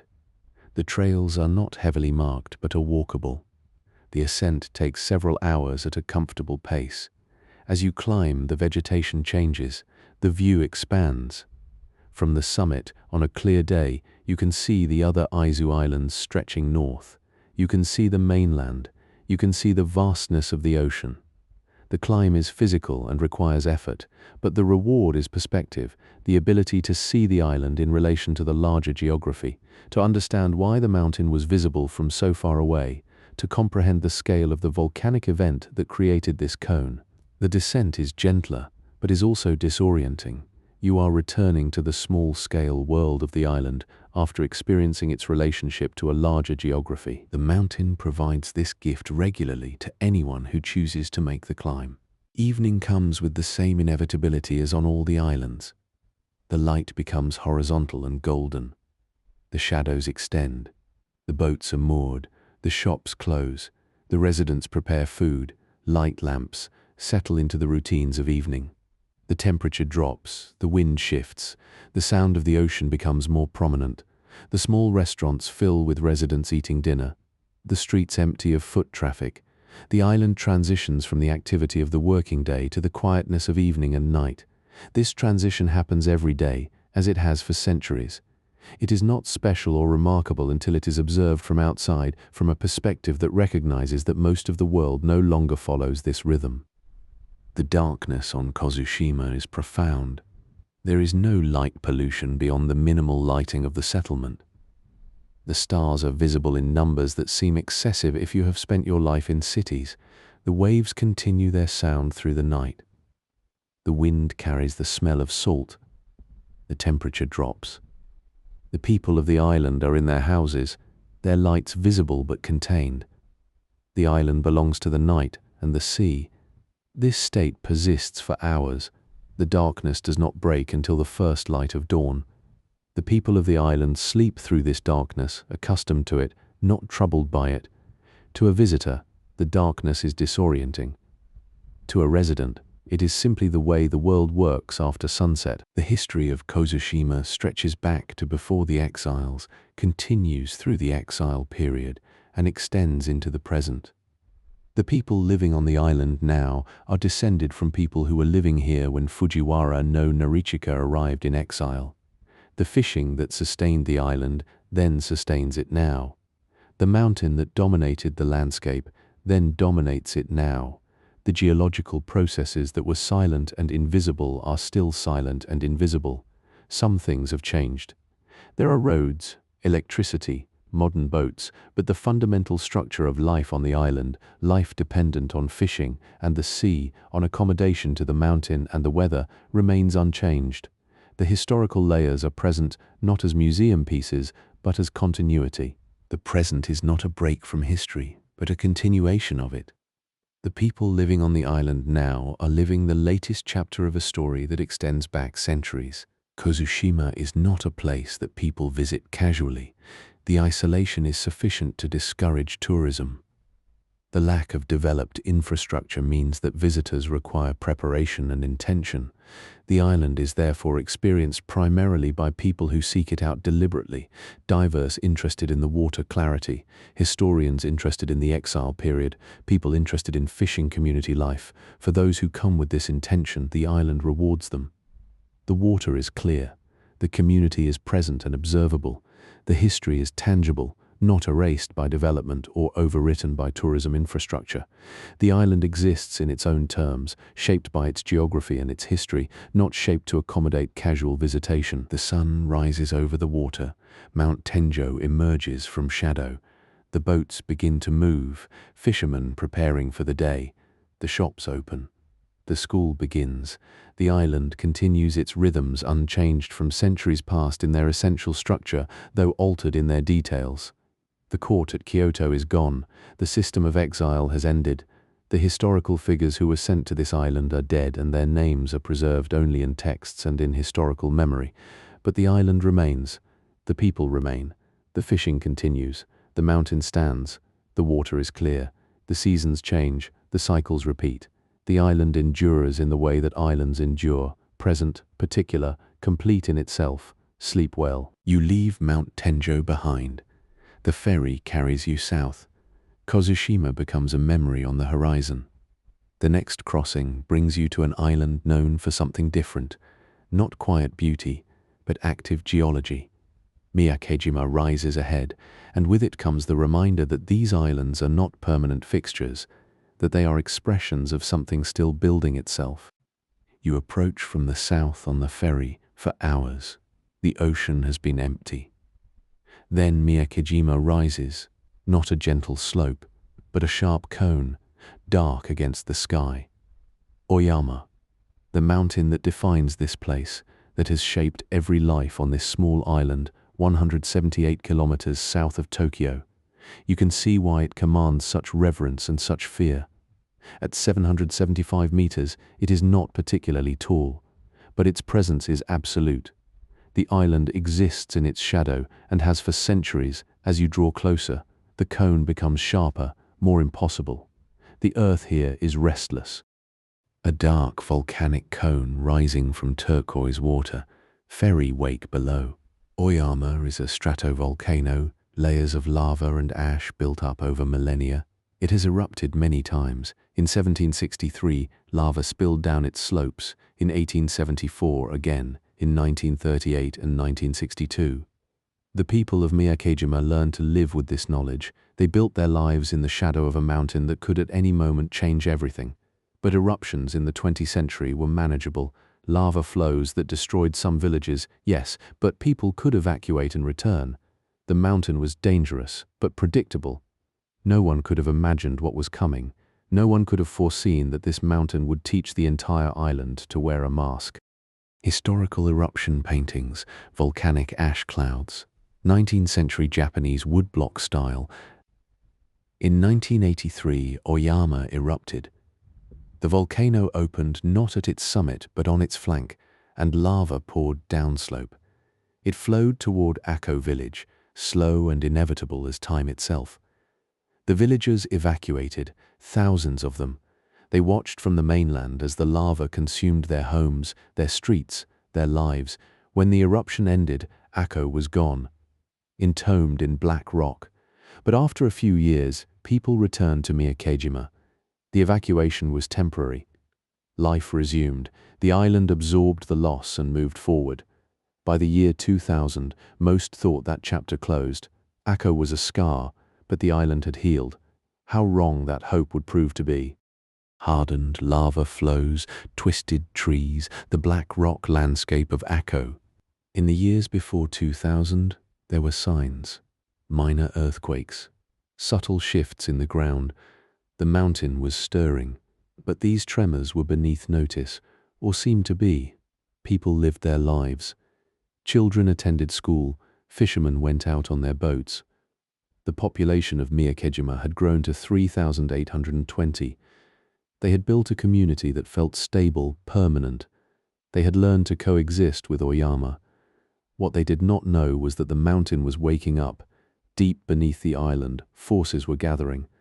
The magma that had slumbered was beginning to move. By early June 2000, the mountain was ready to speak, and when it did, no one would be prepared for what it would say. Thermal imagery of volcanic slopes, seismic chart waves, a sleeping mountain at dawn. June 2000. You might remember that summer for something else. The world was watching Y2K fade. The internet was young. Everything felt new.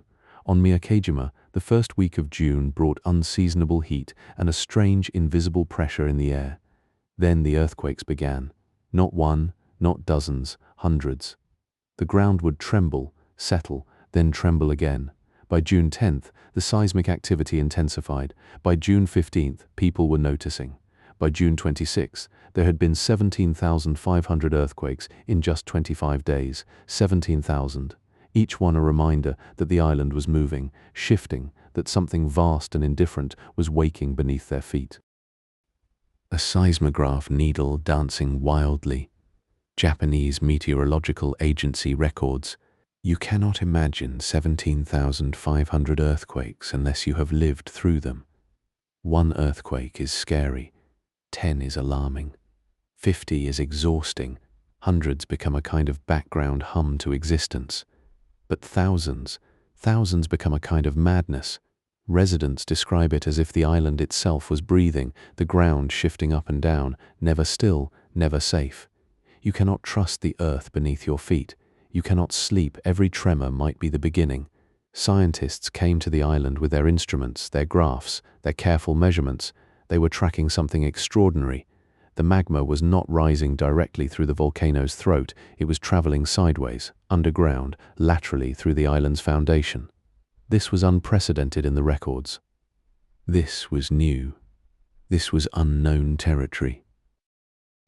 Seismic activity maps, magma migration visualization, thermal imaging of underground heat. What was happening beneath Miyakejima was geologically remarkable and terrifying in equal measure. The magma from Oyama was not following the expected path to the summit. Instead, it was moving laterally through the rock, spreading sideways through the island's volcanic structure like water finding cracks. This meant that the eruption, when it came, would not be a single event from the summit crater. It would come from multiple points.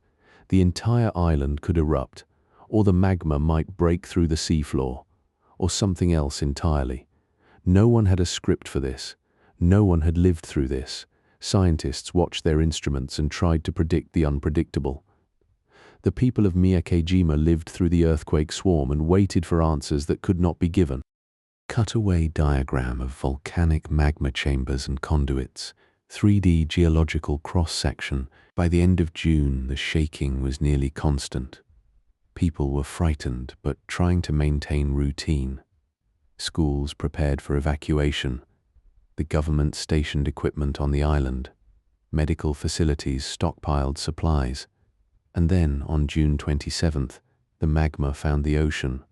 A submarine eruption occurred offshore. The seafloor broke open and released its pressure into the water. The eruption was not visible. It happened beneath the waves, but it was recorded by instruments. It was real. It was happening. The lateral migration had led the magma to the sea.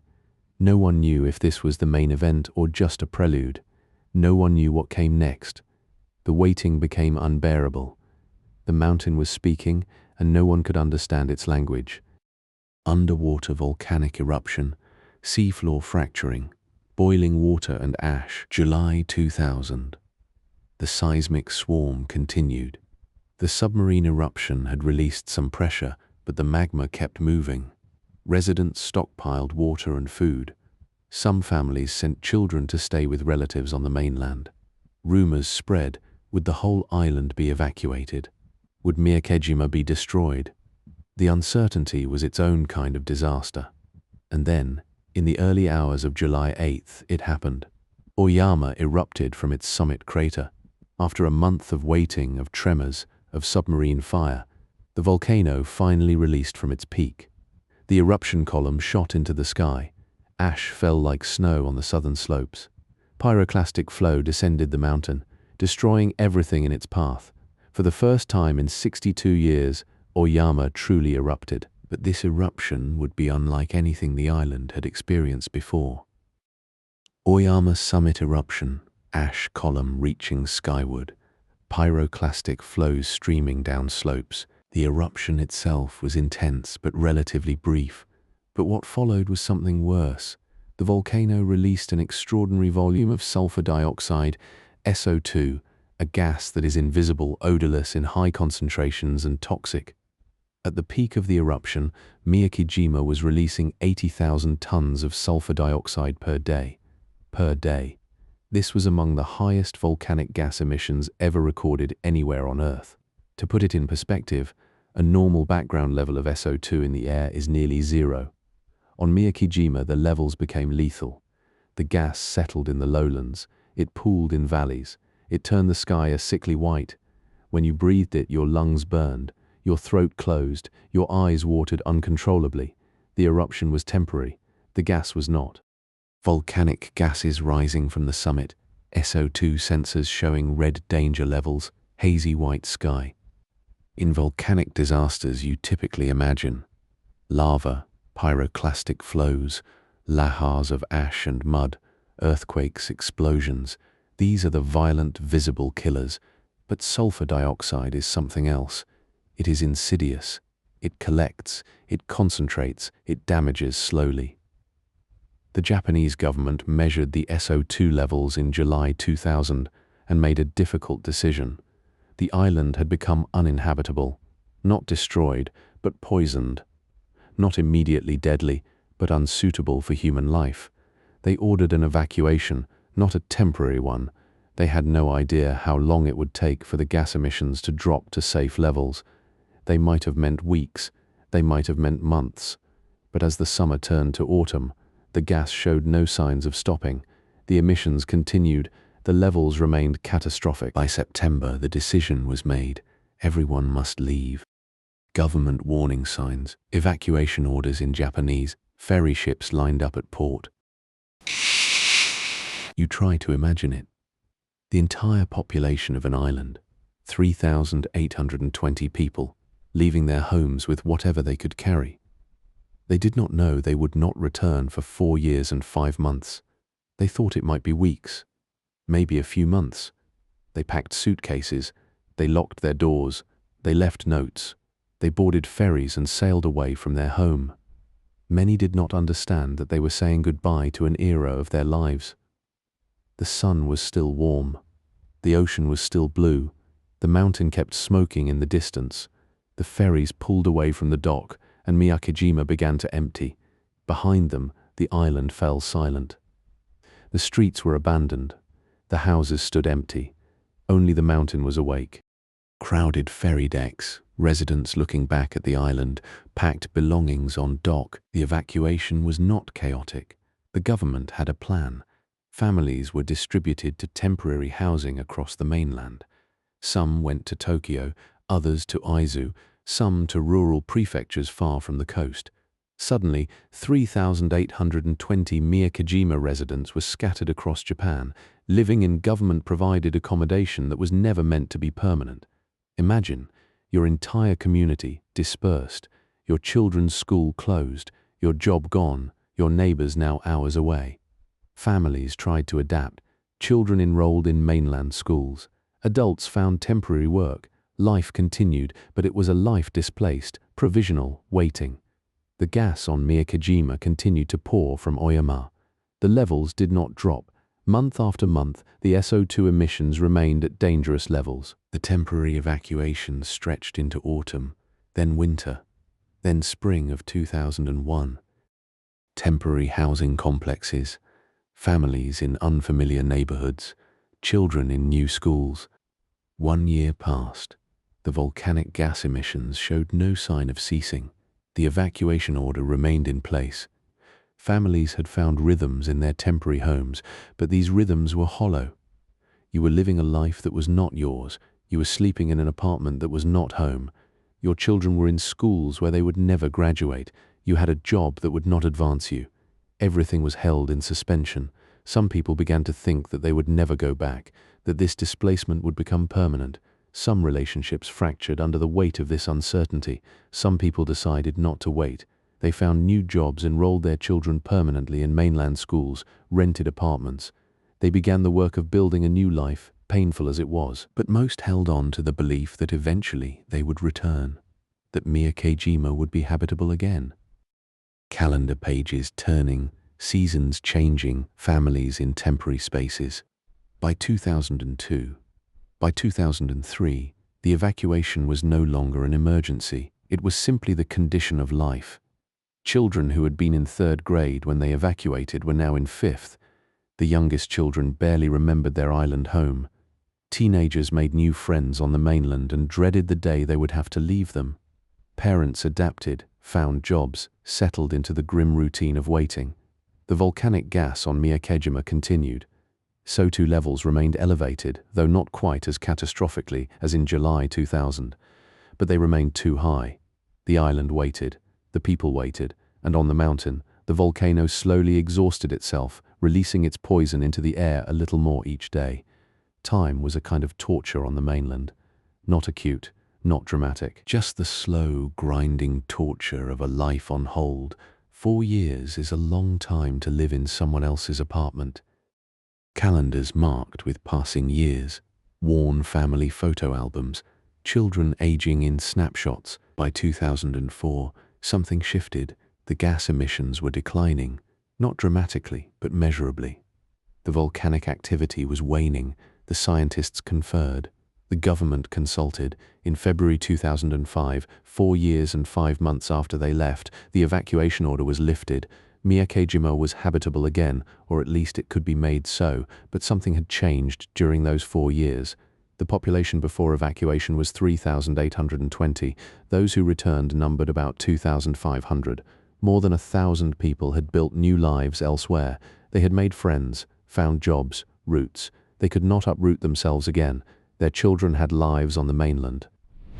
The decision to leave Miyakojima, once made, had become permanent for many, so the island that welcomed people back was smaller, changed. The bonds had been frayed, and when people returned, they found that the mountain had left its mark.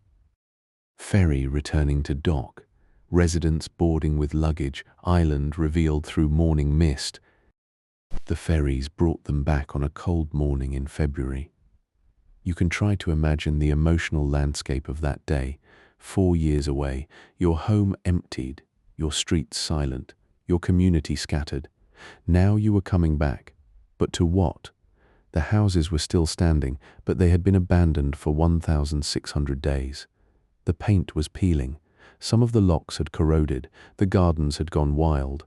The streets were clean but eerie, as if the entire island was a museum preserved in amber. Some returnees felt joy, some felt grief, some felt nothing at all, just a strange numbness at the landscape that was familiar and wrong at the same time. The island was yours again, but you had changed. The island had changed. You were not the same people who had left. Empty streets of Miyakojima, weathered buildings, overgrown gardens, returning residents walking slowly. The eruption had not destroyed homes and buildings the way the 1983 eruption had, but it had left marks. Ash had accumulated on roofs, the air had been poisoned, the entire island seemed to carry the imprint of that toxic summer, and the volcano was still active. The SO2 levels were lower now, but they were not safe. They would remain elevated for years. The government made a decision. People could live here, but they would have to be careful. They would have to be vigilant. They would have to accept that the mountain was still dangerous, that it was still speaking, that it was still poisoning the air. This would not be the old Miyakojima. This would be a new version, one where you could not take the air for granted, one where you had to trust the mountain less, one where you had to always be ready to put on a mask. Ash residue on buildings, volcanic rock in the distance, warning systems being tested. By 2005, it was clear that the gas would not disappear. The volcano would go on releasing SO2 for years, maybe decades. The levels would spike unpredictably. The gas would pool in valleys and low-lying areas. The government made the difficult decision. Residents would need to carry gas masks at all times when outside, not just as a precaution, not just for emergencies, but as a constant, everyday requirement. Gas mask stations were established at intervals along the roads. Schools distributed masks to children alongside their textbooks. Parents taught their children how to put them on, how to make sure the seal was tight, how to recognize the signs of dangerous gas levels. The alarm system was tested and refined. When SO2 levels spiked above a certain threshold, sirens would sound across the island. Everyone would need to put on their masks immediately and shelter in place. This was not a temporary measure. This became the new normal. Gas mask distribution center, red warning sirens, masks in school bags next to textbooks. You might think that living under such conditions would be unbearable, that people would refuse, that the trauma would be too great. But humans adapt to almost anything. Life found its rhythm again. Children walked to school carrying masks in their bags. Fishermen kept masks in their boats. Construction workers had masks on their belts. The masks became furniture of daily life, like keys or wallets. People described it matter-of-factly, without drama. I put on my mask. The alarm sounded, so we went inside. The sulfur smell got strong this afternoon. It was not strange to them. It was simply the condition of living here. On Miyakojima, you wore a mask when you went outside. That was just how it was. The alternative was to leave again, and most people chose to stay. Daily life with masks, children commuting, workers at job sites, families on streets. The gas alarm system became the heartbeat of the island. Throughout the day and night, sensors measured SO2 levels.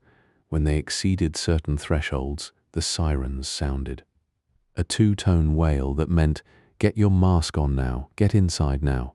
The alarms became as familiar as any other sound of daily life. A mother would hear the alarm while hanging laundry and calmly bring the clothes inside. A cyclist would put on their mask and continue riding, but slowly now, carefully. A fisherman would turn their boat back toward harbor. The alarms were not rare. There might be several a week or several a month, depending on the wind and the volcano's mood. People learned to read the patterns. Certain times of year were worse. Certain wind directions increased the risk. But no one could predict with certainty when an alarm would sound. Living on Miyakojima meant living with this constant low-level vigilance. It was exhausting. And it was, somehow, okay. Red warning sirens mounted on poles, residents putting on masks, a child carrying a mask pouch. For children born after 2005, the mask was not a strange imposition. It was simply part of the world they inherited. They learnt to put on a mask the same way children everywhere learn to put on a coat. It was weather-appropriate equipment. There were stories told of a time before the evacuation, but most young children did not remember those times.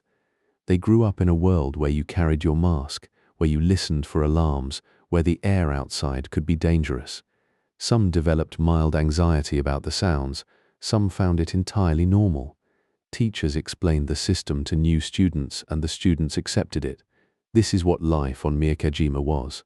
The mask was not a tragedy, it was simply the shape of daily existence. But for the parents, for those who remembered the old island, it was a constant, quiet reminder of everything that had changed. Every time their child pulled a mask from their school bag, the parents felt the weight of history. School children with mask pouches, school safety drill, children learning proper mask technique. The volcanic gas emissions continued. Scientists maintained their stations on Miyakejima, measuring and tracking. They created models to predict gas dispersal based on wind patterns and atmospheric conditions. They calibrated the warning systems to be sensitive but not overly alarming. It was a delicate balance. Too sensitive and the alarms sound constantly and people stop taking them seriously. Not sensitive enough and people might be exposed to dangerous levels without warning. The scientists were working at the edge of their knowledge. This was, geologically speaking, a rare situation. An active volcano in a populated area with sustained high SO2 emissions requiring a continuous human response. Every day they calibrated and recalibrated, every day they gathered data, and every day the volcano continued to breathe its poison into the air. Scientific monitoring stations, computer displays with real-time gas data, researchers with instruments. Years passed. 5 years, 10 years, 15. The evacuation had ended in 2005, but the restrictions did not. The mask was still required. The alarms still sounded. The sulfur dioxide levels remained elevated. The population of Miyakejima adapted fully. This became the complete context of life. You did not think about it constantly, you could not, or you would go mad. Instead, you developed routines. You checked the wind direction before planning outdoor activities. You kept your mask with you always. You listened for the alarm sirens. You taught your children. You lived. The volcano had demanded a sacrifice, this strange ongoing vigilance, this daily acceptance that the air could betray you. In return, you got to live on an island that was spectacularly beautiful, a place that did not have to be abandoned, a home you could keep if you were willing to live with certain conditions. Daily routines, commuting with masks, checking weather, gas sensor readings, island landscape. But Miyakejima is not just a story of hardship, it is also beautiful. Underwater, the waters around the island are crystalline. The volcanic geology has created unique diving sites that attract enthusiasts from across Japan. The reefs here are pristine, the fish populations are abundant. Divers descend into water of remarkable clarity and find themselves in a cathedral of rock and coral. The lava formations from the 1983 eruption have been colonized by marine life. What was destruction on land became something else entirely underwater. Habitat, beauty, a reason to come here. The same people who must carry masks on land above can slip beneath the water and find a realm where the volcano speaks a different language, where its power is generative, not destructive. Underwater scuba diving scenes, coral formations on lava rock, fish schools, crystal water. The short-tailed albatross breeds near Miyakejima, a seabird of exquisite fragility that was nearly extinct. Bird watchers come to the island to see them, to study them, to be near them. In spring, the island hosts the Miyakejima Island Cycle Tour, a race that circumnavigates the entire island. Cyclists come from across Japan to ride these roads, to feel the pedal in the wind, to circle Oyama on their bicycles. The island has become known for its surfing too. The waves here are consistent and excellent. Life has found its rhythm. Tourism has returned. The island supports itself, and underneath it all, the mountain continues its slow exhalation of toxic gas. But the people have learned to live inside this contradiction, that the mountain both threatens and sustains, that danger and beauty coexist. Short-tailed albatrosses in flight. Cyclists racing on coastal roads, surfers in waves. The village of Akko, destroyed in 1983, is now a kind of monument. The hardened lava field where the village once stood is visible black stone, ancient and permanent, with the outlines of where houses used to be still faintly visible beneath the surface.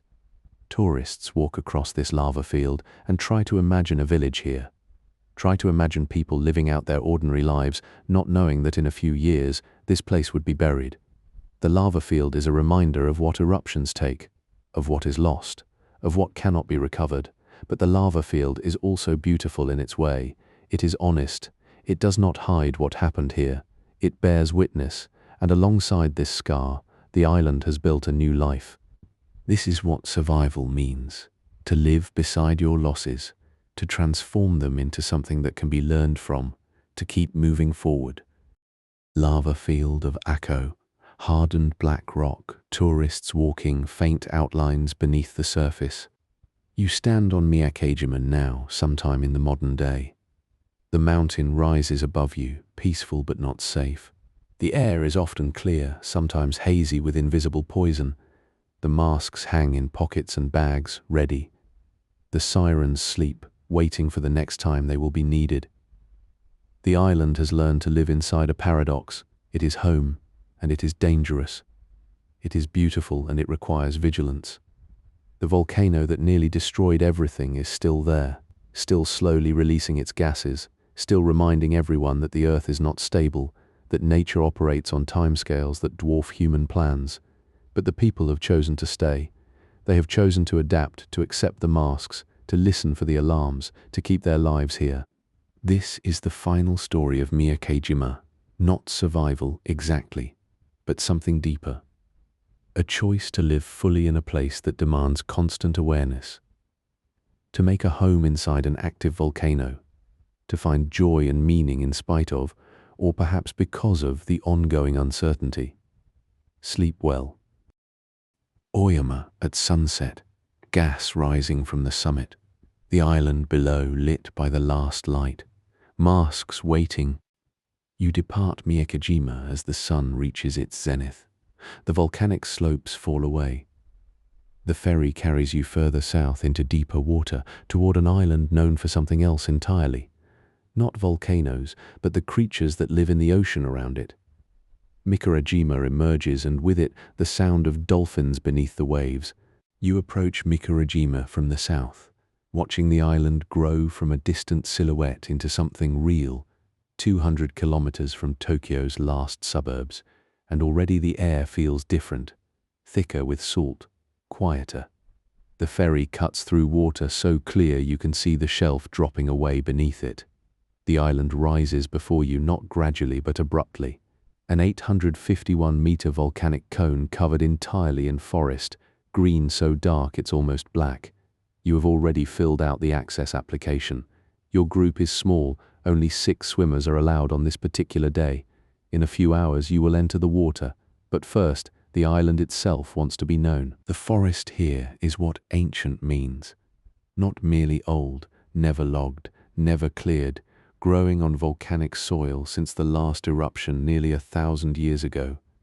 You walk beneath cryptomeria and hemlock that have stood for centuries, their trunks thick enough to embrace 5 people hand in hand.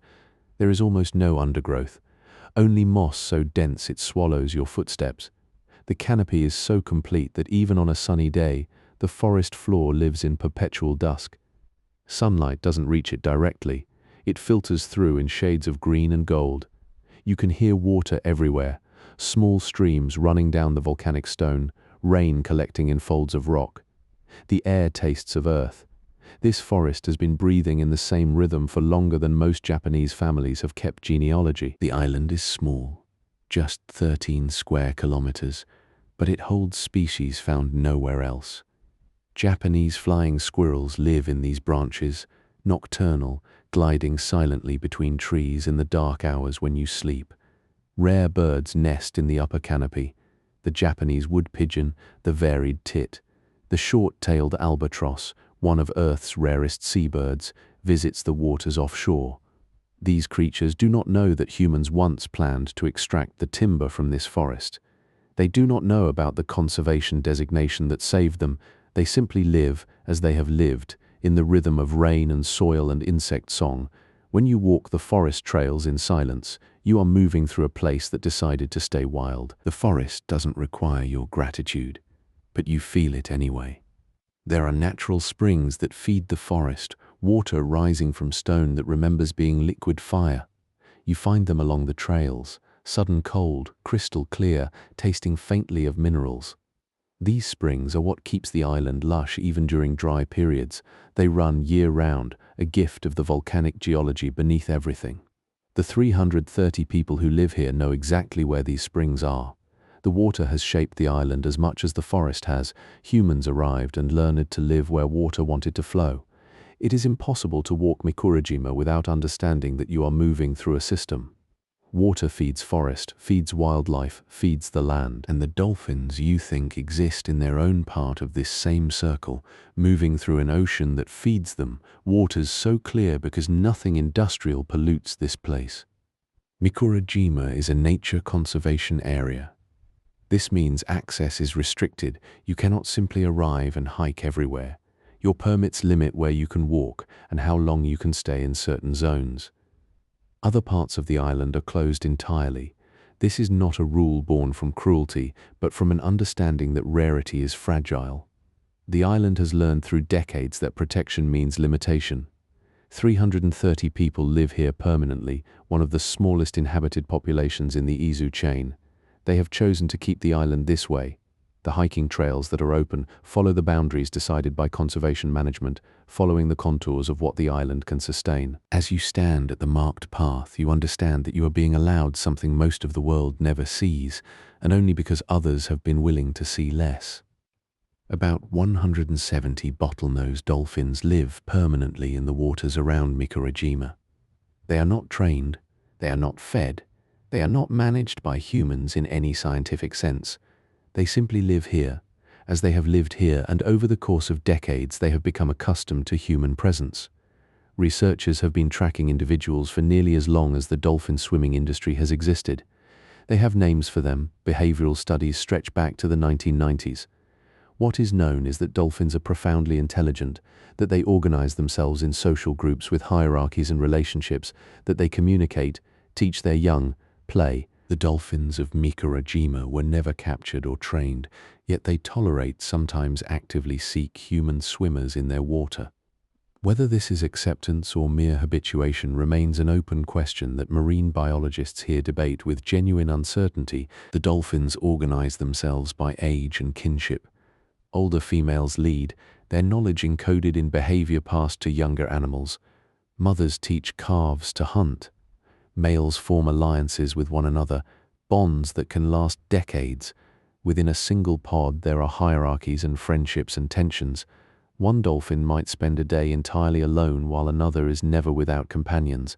Researchers recognize individuals by the scars and marks on their dorsal fins, by their behavior patterns, by the calls they make. Some are curious about humans, others are indifferent. A few avoid the swimmers entirely. This complexity, this evidence of personality and choice and social reality, is what makes swimming with them so fundamentally different from watching them in a tank or on a film. You will not be observing behavior, you will be entering a society and hoping you are not a disruption in it. The decades of research here are not aggressive, they are patient. Researchers observe from boats, note behaviors, catalogue interactions. They do not catch dolphins or force them into pools for study. Instead, they wait, they watch, they document what dolphins choose to do when humans are present. This methodology, long-term, non-invasive, built on genuine coexistence rather than extraction, has created an unusual body of knowledge. We know these dolphins because we have simply been willing to see them over years without demanding anything from them. Some scientists believe this makes Mikurajima's research invaluable precisely because it is less controlled than laboratory studies. The dolphins are wild, the observations are real. And what they reveal about dolphin intelligence and choice comes from watching them when they are truly themselves. You dress in your wetsuit at the dock. The guides move with the calm of people who have done this hundreds of times. They check your mask and snorkel. They remind you of the rules. Stay with your partner. No touching, no separate swimming. If dolphins come, follow them at a distance. If they leave, do not chase. You will be in the water for perhaps an hour. The dolphins may come, they may not. This is not a guarantee. This is the condition of wildness. Your guide, a woman who has lived on this island for 15 years, tells you that today 3 dolphins came near the swimmers yesterday and 2 came the day before. She smiles when she says this. She is not setting expectations. She is telling you the truth as it is. Sometimes they come. Sometimes you see mostly rocks and coral and the play of light through water. Sometimes you see dolphins so close you can hear them vocalizing, the sound traveling through water into the very center of your chest. You walk backward into the water. The temperature cool but not shocking. The wetsuit holds your body heat. You slip from vertical to horizontal, floating, your snorkel in your mouth now, your breath becoming a rhythm that echoes slightly in the tube. The water is so clear that your eyes take a moment to adjust. There is no turbidity here, no suspended sediment. The rock shelf drops away beneath you, visible all the way down. Small fish scatter, nothing large, nothing threatening. Your guide swims beside you, also horizontal, also breathing through a snorkel. She makes a gesture, a question, "Are you ready?" You nod. Then you wait. The waiting is the entire point. In this water, in this moment, you are not a tourist. You are not consuming an experience. You are suspended in a medium that is not yours, in a place that belongs to something other than yourself. You have made yourself available. Now you simply witness. Minutes pass. 5 minutes. 10. You hear only your own breathing, the small sound of water moving past the snorkel. Your guide floats beside you, also waiting. The other swimmers in your group are spread across the water, each pair maintaining distance, each in their own meditation of expectation. The rock below is covered in algae and small marine plants. Fish move through the space in small schools, unconcerned with the humans above them. Your mind begins to quiet. You stop expecting dolphins to appear and simply exist in the water, in the weight and coolness of it, in the play of light that penetrates from above. Time moves differently underwater. Seconds expand. You have been here for what feels like both 30 seconds and 30 minutes. The water holds you in a kind of suspension where thought itself seems to slow. Your guide's hand touches your arm, a signal without urgency. You turn your head carefully. A dolphin is moving toward you through the water, not directly at you, but in your direction. Its body moving with an efficiency that makes you suddenly aware of how slowly and awkwardly you are floating. It is larger than it seemed from the boat. You can see the intelligence in the eye that swivels to look at you. The dolphin does not veer away. It comes closer. Your heart is in your throat. Everything you have read about dolphin cognition, about their social intelligence, about their capacity to choose, all of it becomes real in the moment of its actual presence. This is not a video. This is a being with intention, with curiosity, with the ability to turn away and instead choosing to come toward you. The dolphin glides past, just beyond arm's reach. You hold your breath. It is past you now, moving on, but you have been seen. More dolphins arrive. Your guide gestures for your group to remain still, to maintain position. 3 dolphins move through your space in a loose formation. Then 2 more. They are not hunting. There is no aggression in their movement. They appear to be curious. One turns deliberately to face you, its body nearly vertical in the water, looking directly at you for a moment that feels eternal. Its eye is dark and intelligent and absolutely present. You understand that you are being evaluated. The dolphin turns and moves away to join the others. The pod swims closer to the group of swimmers now, passing within feet of one partner and then another. Your guide's hand is relaxed beside her. She has seen this before. But for you, the experience is overwhelming in its simplicity. You are in the water, and the dolphins have decided to be here too, in the same space, sharing time. They could have ignored you entirely. They could have swum away. Instead, they have come. You hear them, a series of clicks and whistles that travel through the water and straight through your body. The sound is at once mechanical and musical, a frequency that predates language but carries intention. This is how dolphins speak to one another. These rapid clicks for echolocation, these longer whistles that carry across vast ocean distances. You are hearing their actual voices, their communication rendered audible. Your guide remains still, allowing the moment to be exactly what it is. The dolphins continue to move, continue to vocalize, performing their social reality in the medium they have occupied for millions of years. You are allowed to listen. You cannot participate, cannot answer, cannot do anything but bear witness to the fact that intelligence and communication and social life exists in forms utterly alien to yours, yet unmistakably real. The sound fades as the dolphins move deeper or further away. You are left in silence again, your breathing the only sound now, your mind entirely emptied of anything except the fact of what you have heard. Your guide makes a gesture. It is time to return to the boat. The dolphins have moved on, back to their lives, their hunting, their social bonds with one another. You float for another moment, letting the fact of what has happened settle. You have been in the water with dolphins. They have been aware of you. This was not a managed experience or a trick or a performance. It was simply two forms of intelligence, two types of being, sharing a moment in a medium that belonged to neither of you completely. You swim slowly back toward the boat, removing your snorkel, returning to air. The sound and weight of the water fades. You are pulled aboard, and already the experience is becoming memory, becoming something you will need to translate into language. But for now, you simply sit in your wetsuit, dripping, unable to speak. Dolphin watching and swimming became Mikurajima's primary economy in the 1990s. Before that, the island relied on fishing. The shift saved the island from slow depopulation. The dolphins attracted visitors, which attracted guides, which attracted small hotels and restaurants.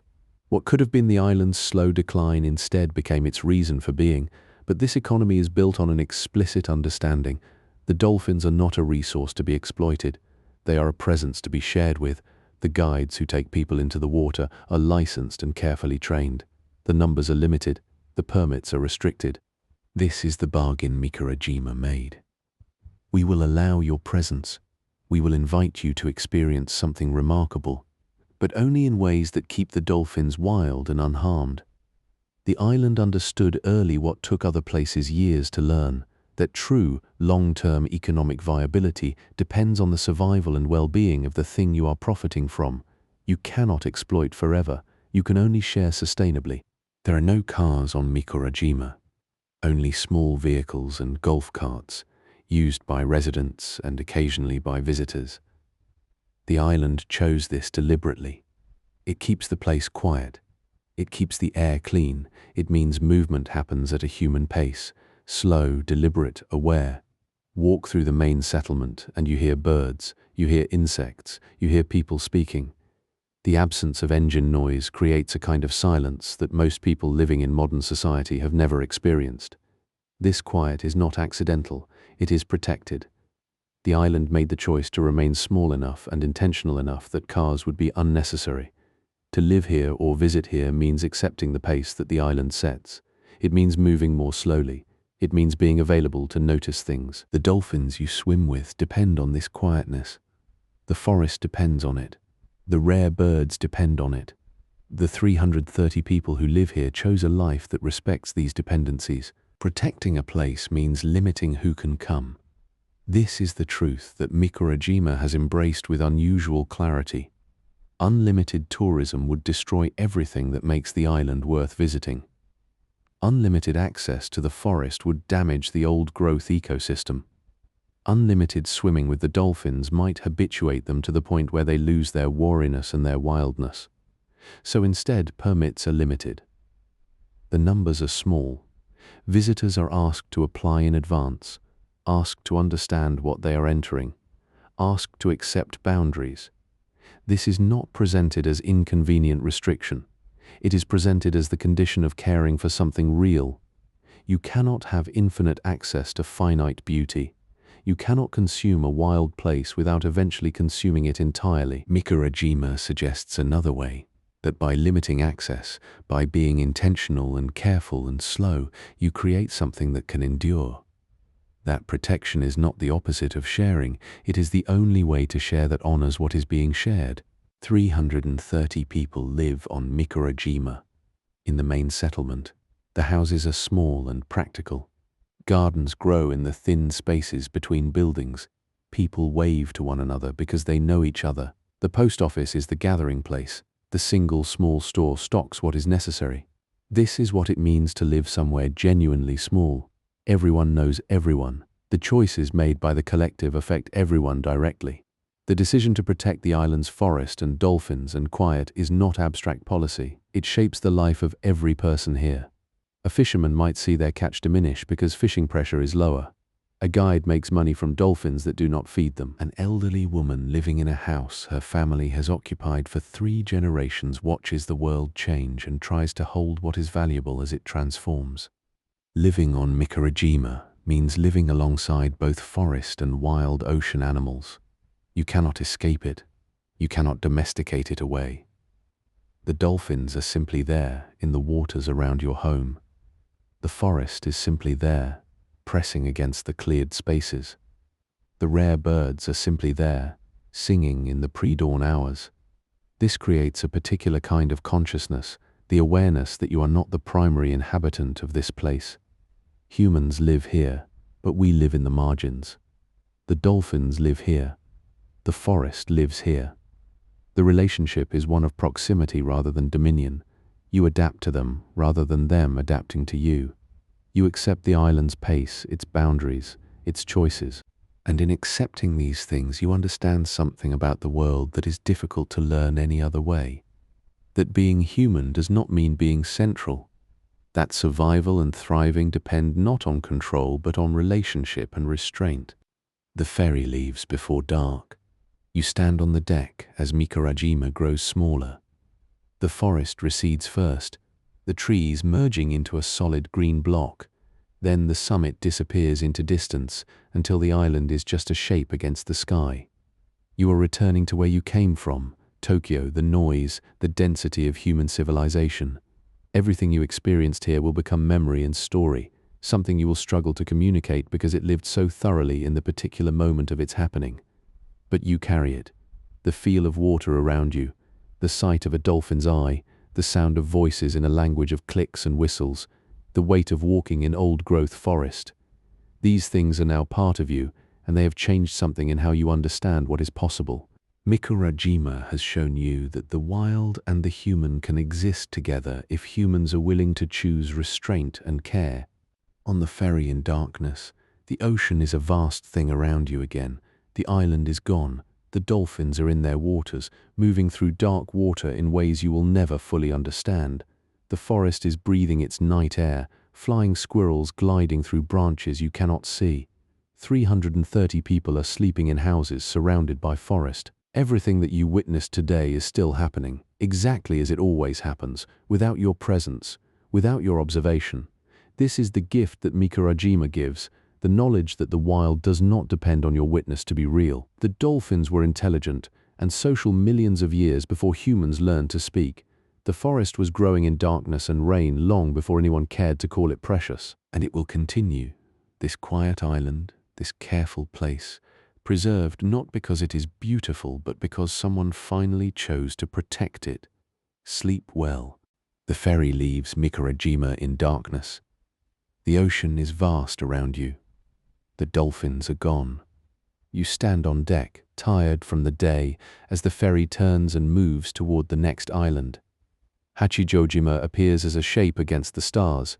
2 volcanoes, a history, a place where human and natural forces have shaped each other. 2 volcanoes shape the horizon. You arrive from the north, and the ocean stretches behind you, 287 kilometers of it between your vessel and Tokyo. Hachijojima rises through the mist as you approach, and what strikes you first is the green. Not the austere windswept green of the northern Izu Islands, but something lush, subtropical, almost drowsy with moisture.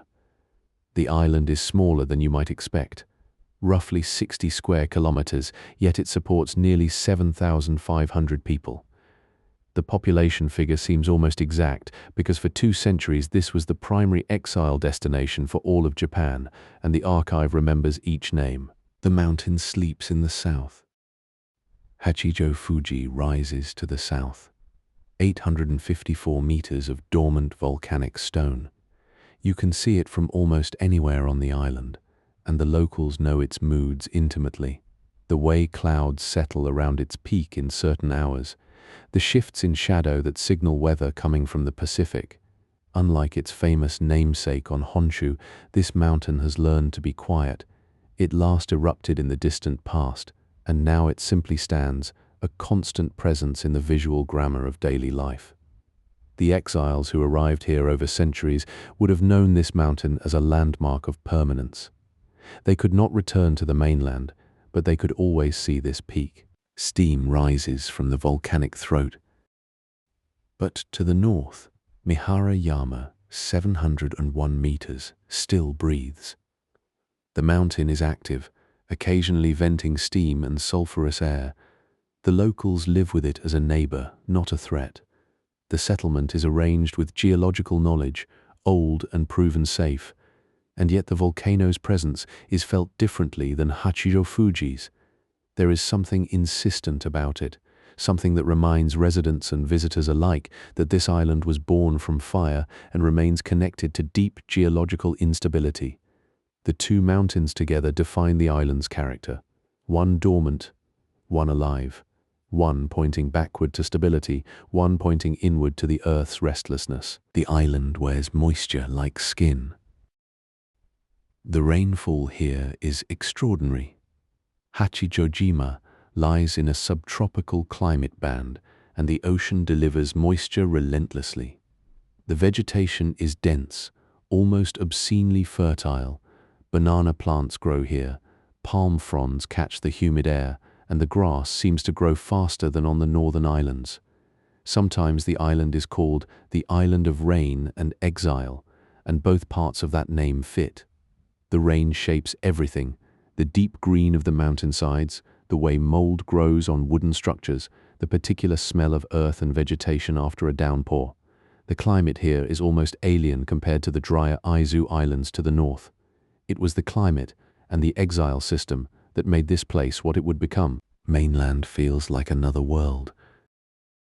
From Tokyo by modern ferry, the journey is about 10 hours. By plane from Haneda, 55 minutes, but in the Edo period, when the exile system was in full operation, the journey took days, and it was experienced as a crossing not just of distance but of finality. The exiles who made that journey rarely made it backward. They were not imprisoned in walls. Hachijojima itself became the prison. The island's isolation was the point. You could see the ocean from almost anywhere, could watch ships pass, could know the mainland existed, but the crossing was expensive and dangerous, and the order was clear: you do not return. For someone accustomed to city life in Edo or Kyoto, 287 kilometers might as well have been the edge of the world. Names in an archive waiting to be read.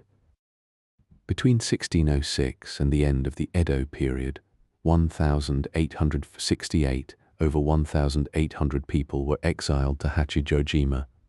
The system was formalized, bureaucratic, efficient. The island was the preferred destination for political prisoners, criminals, merchants who had offended the shogunate, priests whose beliefs were inconvenient, artists who had said the wrong thing. The reasons varied widely.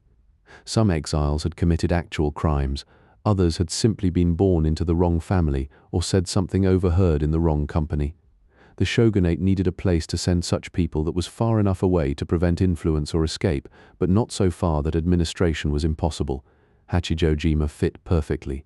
It was far, it was manageable, and it swallowed people whole. The register holds 1,800 stories.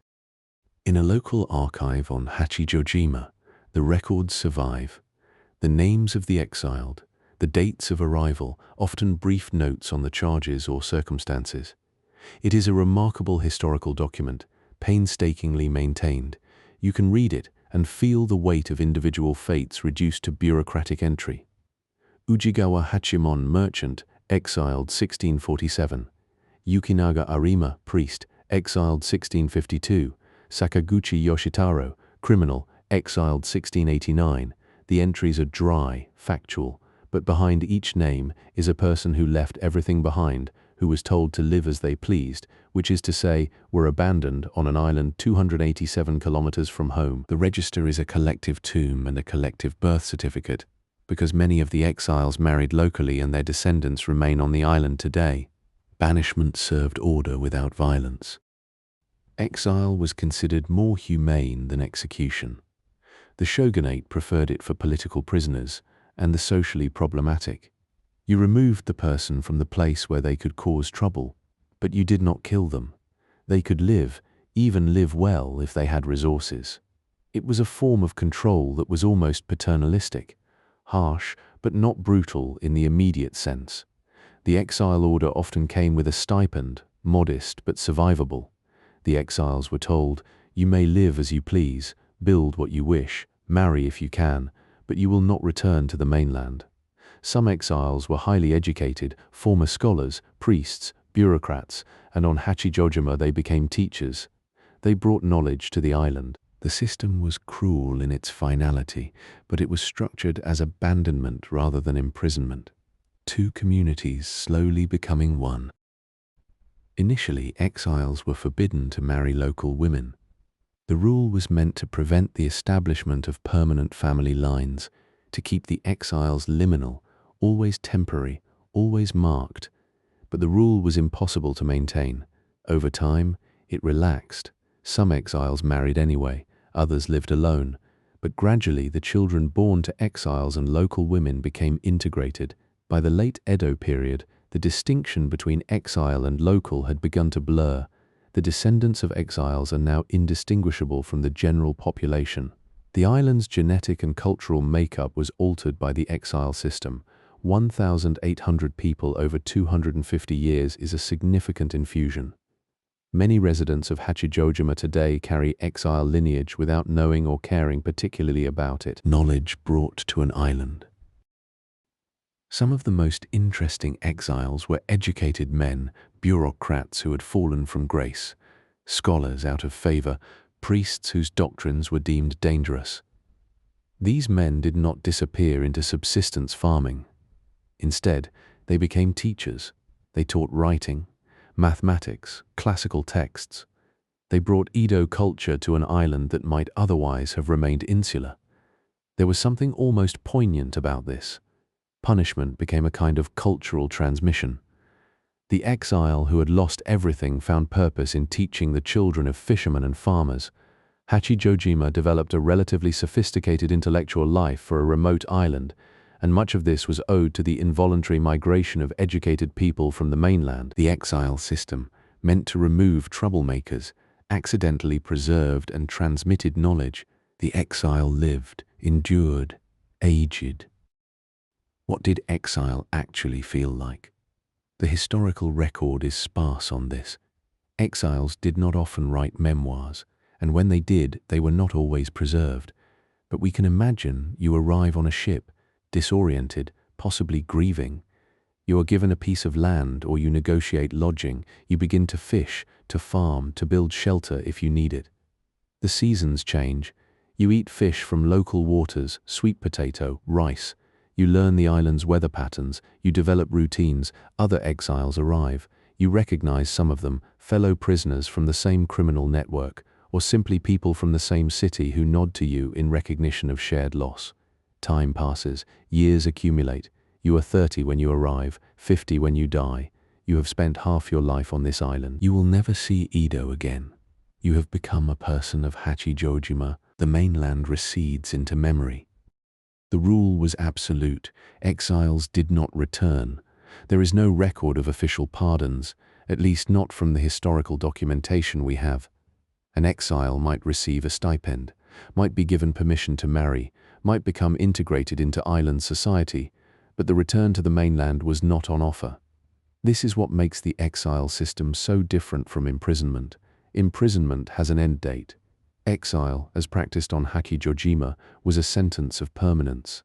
Some exiles may have left illegally, stowing away on ships, but this would have been rare and dangerous. The psychological weight of this finality is difficult to measure.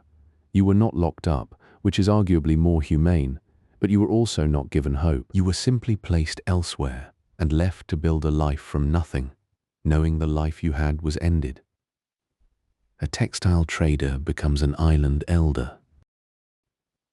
Ujigawa Hachimon. The most famous exile was a textile merchant exiled for political reasons. He arrived in the early 17th century and became a prominent figure on the island, possibly even a community leader. He married, had children, and lived out his life on Hachijojima. His name survives in the archive, and his descendants likely still live on the island, though they may not know they are his descendants.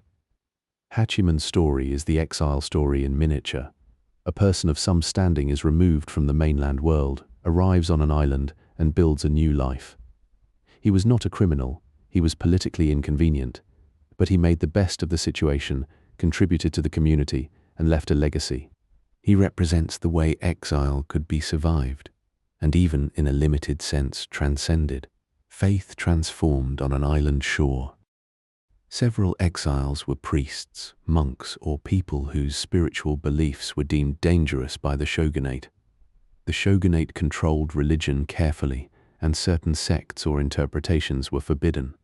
A priest who preached the wrong thing might find themselves on a ship to Hachijojima. On the island, these religious figures often continued their spiritual practices quietly, outside the formal suppressive machinery of the mainland. They may have found a kind of freedom in exile, the freedom of isolation, the freedom from surveillance. There are hints in some historical accounts that religious communities formed on Hachijojima, small groups who met to practice faith as they understood it. The exile system, meant to suppress religious deviation, may have inadvertently created pockets of spiritual practice that could not have existed on the mainland. The island became home. The most poignant detail in the exile history is perhaps this. Some exiles lived full lives on Hachijojima, never seeing the mainland again. They married, had children, watched those children grow, had grandchildren, they aged, they died. Their entire adult lives, perhaps 50 years or more, happened on an island they did not choose. They became part of the island's fabric. Their children grew up speaking the island's dialect, eating the island's food, knowing the island's geography as intimately as mainland children know their own city. These second-generation people were not exiles, they were islanders. The boundary between exile and native blurred completely. The island absorbed the exiles, and the exiles transformed the island.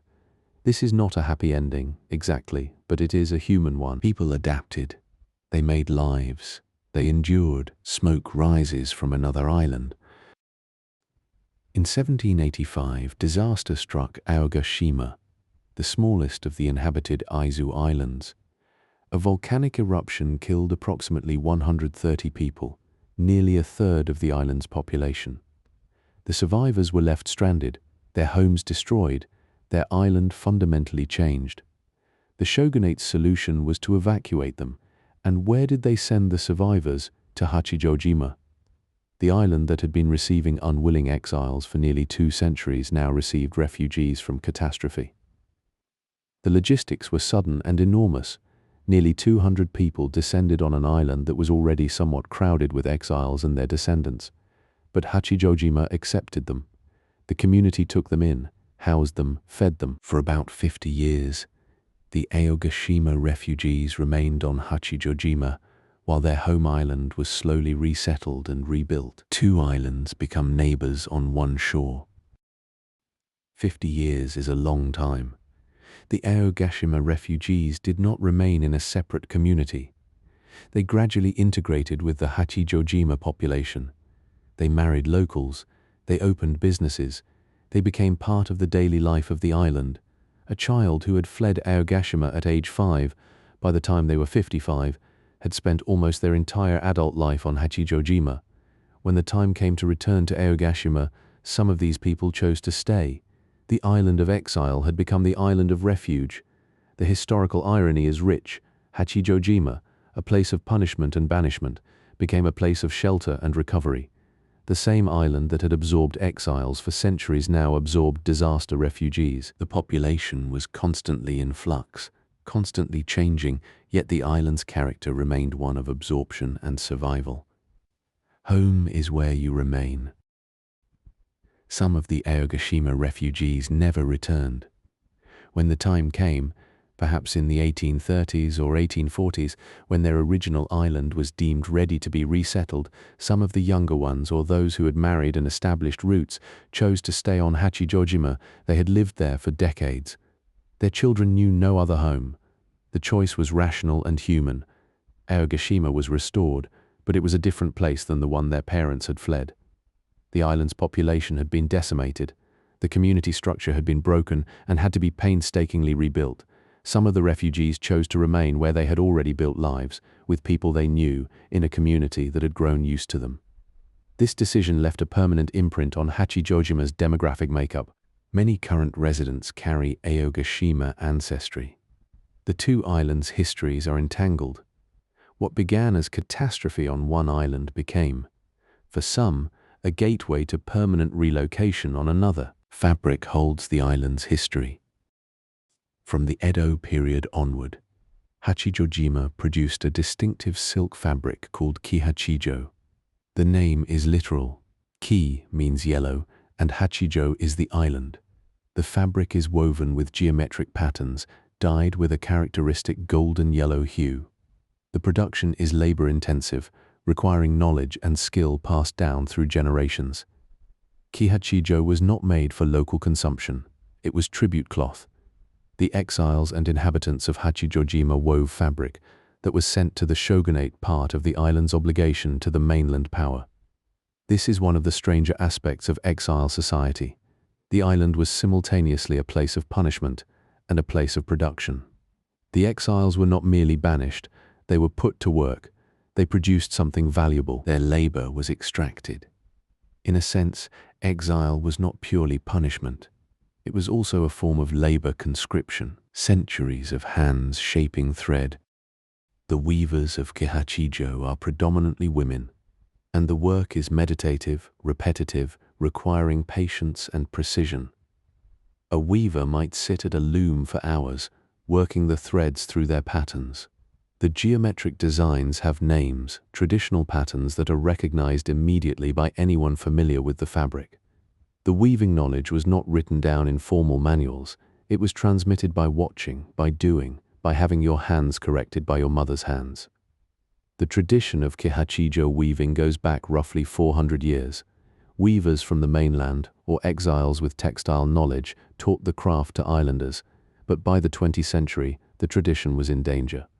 Young people were leaving the island for Tokyo or Osaka, seeking easier work and city life. The weavers aged without successors. The knowledge that had been transmitted so carefully through centuries was beginning to slip away. The island owed its cloth to power. The Kihachijo fabric was woven under obligation. It was sent to Edo, presumably sold or used by the shogunate. The production was not free labor. The weavers were paid, though presumably modestly. But the arrangement was part of the larger system of control and extraction that characterized the Edo period. The island produced, and the mainland benefited. This was true of most of the Izu Islands to some degree, but Hachijojima's role as exile destination made it particularly significant. Here was a place of punishment, where the punished were also made productive. They produced silk that adorned the powerful people who had exiled them. This was a particular kind of irony, and it may have been partly intentional. The arrangement served the psychological function of keeping the exiles aware of their status. They worked for the power that had banished them. Preservation holds breath before loss. In the 20th and 21st centuries, Kihachijo was recognized as a traditional craft worthy of protection and preservation. The Japanese government designated it as a protected traditional craft, an official recognition of its cultural value. This designation brought some attention, some subsidy, some support for weavers. However, the reality is stark. There are now very few active Kihachijo weavers. In the early 2000s, estimates suggested fewer than 10 weavers remained producing the fabric. Most are elderly. The craft is slowly disappearing despite the designation and despite efforts to preserve it. Young people still do not want to become weavers. The work is slow, the pay is modest, and the world offers other options. The irony of protecting something while being unable to prevent its disappearance is melancholy. Kihachijo persists, but the tradition, is under enormous pressure. The thread of transmission is stretched thin, hands that remember patterns. The remaining Kihachijo weavers are almost all women in their 60s or older. They learned the craft in childhood from their mothers or aunts. They know the patterns not from written instruction but from muscle memory and habit. They can tell you about the dyes, the thread quality, the seasonal variations in humidity that affect the work. They remember when there were dozens of weavers, when the sound of looms was common on the island. Now the sound is rare. Each weaver produces a small amount of fabric annually. Some of it is sold to collectors, to museums, to people who understand its cultural value. Some of it is used for clothing or accessories. The weavers know they are the last generation or near it. They are aware of the precarity. Some teach workshops, trying to pass the knowledge to younger people, but the uptake is minimal. The weavers are the living archive of a tradition that is slowly closing. The island is connected again. The modern reality of Hachijojima is quite different from the exile era. There is an airport now with scheduled flights to Tokyo, flights taking 55 minutes. The journey that once took days of sailing now takes less than an hour. The island is no longer isolated in the extreme sense. You can reach Haneda Airport and be home in Tokyo by evening. This has transformed the island's character. Younger residents can work on the mainland and return home regularly. Tourists can visit for a long weekend. The island, which was once a place of exile precisely because of its inaccessibility, is now accessible, and yet the island remains relatively quiet, relatively unchanged in its fundamental character. The airport brings tourists, but the island is not overrun. The subtropical green remains lush. The two volcanoes still define the horizon. The connection to the mainland has eased, but it has not erased the island's essential quality of separation. The island smells of rain and growth. Walk on Hachijojima, and you are in a different climate than the northern Izu Islands. Palm fronds, banana plants, the overwhelming green of subtropical vegetation. The rainfall creates a particular smell, earthy, alive, the smell of things growing faster than they decay. The grass is thick. The soil is dark and rich. Orchids grow wild in some places. The island's botanical signature is utterly different from the drier islands to the north. This subtropical quality is partly what made Hachijojima attractive as an exile destination. The climate was benevolent enough that exiles could support themselves through agriculture and fishing. The island was harsh in its isolation, but it was not harsh in its climate. You would not starve here.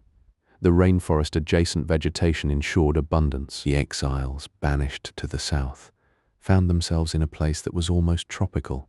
It was a strange mercy. An island breed grazes the slopes. Hachijojima has its own breed of cattle, developed over centuries on the island. These are smaller than mainland breeds, adapted to the island's terrain and climate. The cattle are not widely known outside the island, but they are part of the island's identity. They have grazed the slopes for centuries. Exiles and their descendants watched cattle as they watched the volcanoes. The breed is a living example of how isolation creates uniqueness. Cut off from the mainland, the cattle population diverged genetically, developed distinct characteristics. They are a quiet testament to the island's separateness. The cattle are occasionally sold to the mainland or used for breeding programs to preserve the strain, but they remain primarily an island resource. They are another layer of the island's difference, another marker of how time and isolation shape life. History sleeps in careful documents. The exile archive on Hachijojima, preserved with care, holds 1,800 names. This is a profound historical document, rare in its completeness. Most exile systems in other parts of the world left fragmentary records. Hachijojima's records survived, meticulous. You can stand in the archive and think about the weight of those names. 1,800 people, each one a person, each one severed from their former life, each one brought to this island and told to live as they pleased, which meant abandoned. Some of the names are famous: Ujigawa Hachimon, Yukinaga Arima. Most are not. Most are ordinary names of ordinary people who made one terrible mistake or were born into one inconvenient family. The archive does not mourn them, it simply records them. but reading it you feel the weight. The island itself seems to carry the weight of those names, even now, even centuries later. The archive is a kind of memorial, unintentional but profound. The island dreams in rain and green. Hachijojima, now in this century, is a place of relative peace. The exiles are centuries gone. The refugees from Aogashima have been integrated for generations. The Kihachijo weavers work quietly at their looms. The airport brings a few tourists who stay briefly and leave. The volcanoes watch. The rain comes. The subtropical vegetation grows. The island carries its history, 1,800 names in an archive, generations of descendants, a textile tradition that is nearly lost, the memory of disaster that became refuge. But mostly, the island is quiet. It is itself.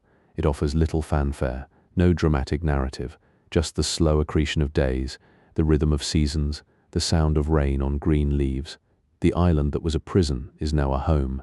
The island that was a refuge is now a place to rest. Sleep well. You depart Hachijojima in the morning. 2 volcanoes fade behind you. The ferry carries you south, and with each passing hour the ocean becomes emptier, the world becomes quieter. The next island is not simply the next place on a map. It is the final island of the Izu chain, the one that sits at the edge, where the geography makes a statement about distance and isolation. Aogashima rises, and you understand, finally, that you have been moving towards something singular all along. The island emerges from blue distance. You are standing on the deck of a ferry leaving Hachijojima, and the island behind you is already fading into the purple blue of Pacific distance. Ahead, the sea stretches in all directions. No land is visible. The flight time is 20 minutes by helicopter, but you are not taking a helicopter today. Helicopters do not fly when the weather is uncertain, and the weather around Ogashima is almost always uncertain. The ferry voyage is 2.5 hours. You have been told that the ferry frequently does not make the journey. You have been told that visitors sometimes arrive and then become stranded for days waiting for conditions to clear enough to leave. The phrase, "if conditions permit," has been repeated so many times by the staff at Hachijojima that it has begun to feel less like a disclaimer and more like a meditation on human powerlessness. You measure the island by its remoteness.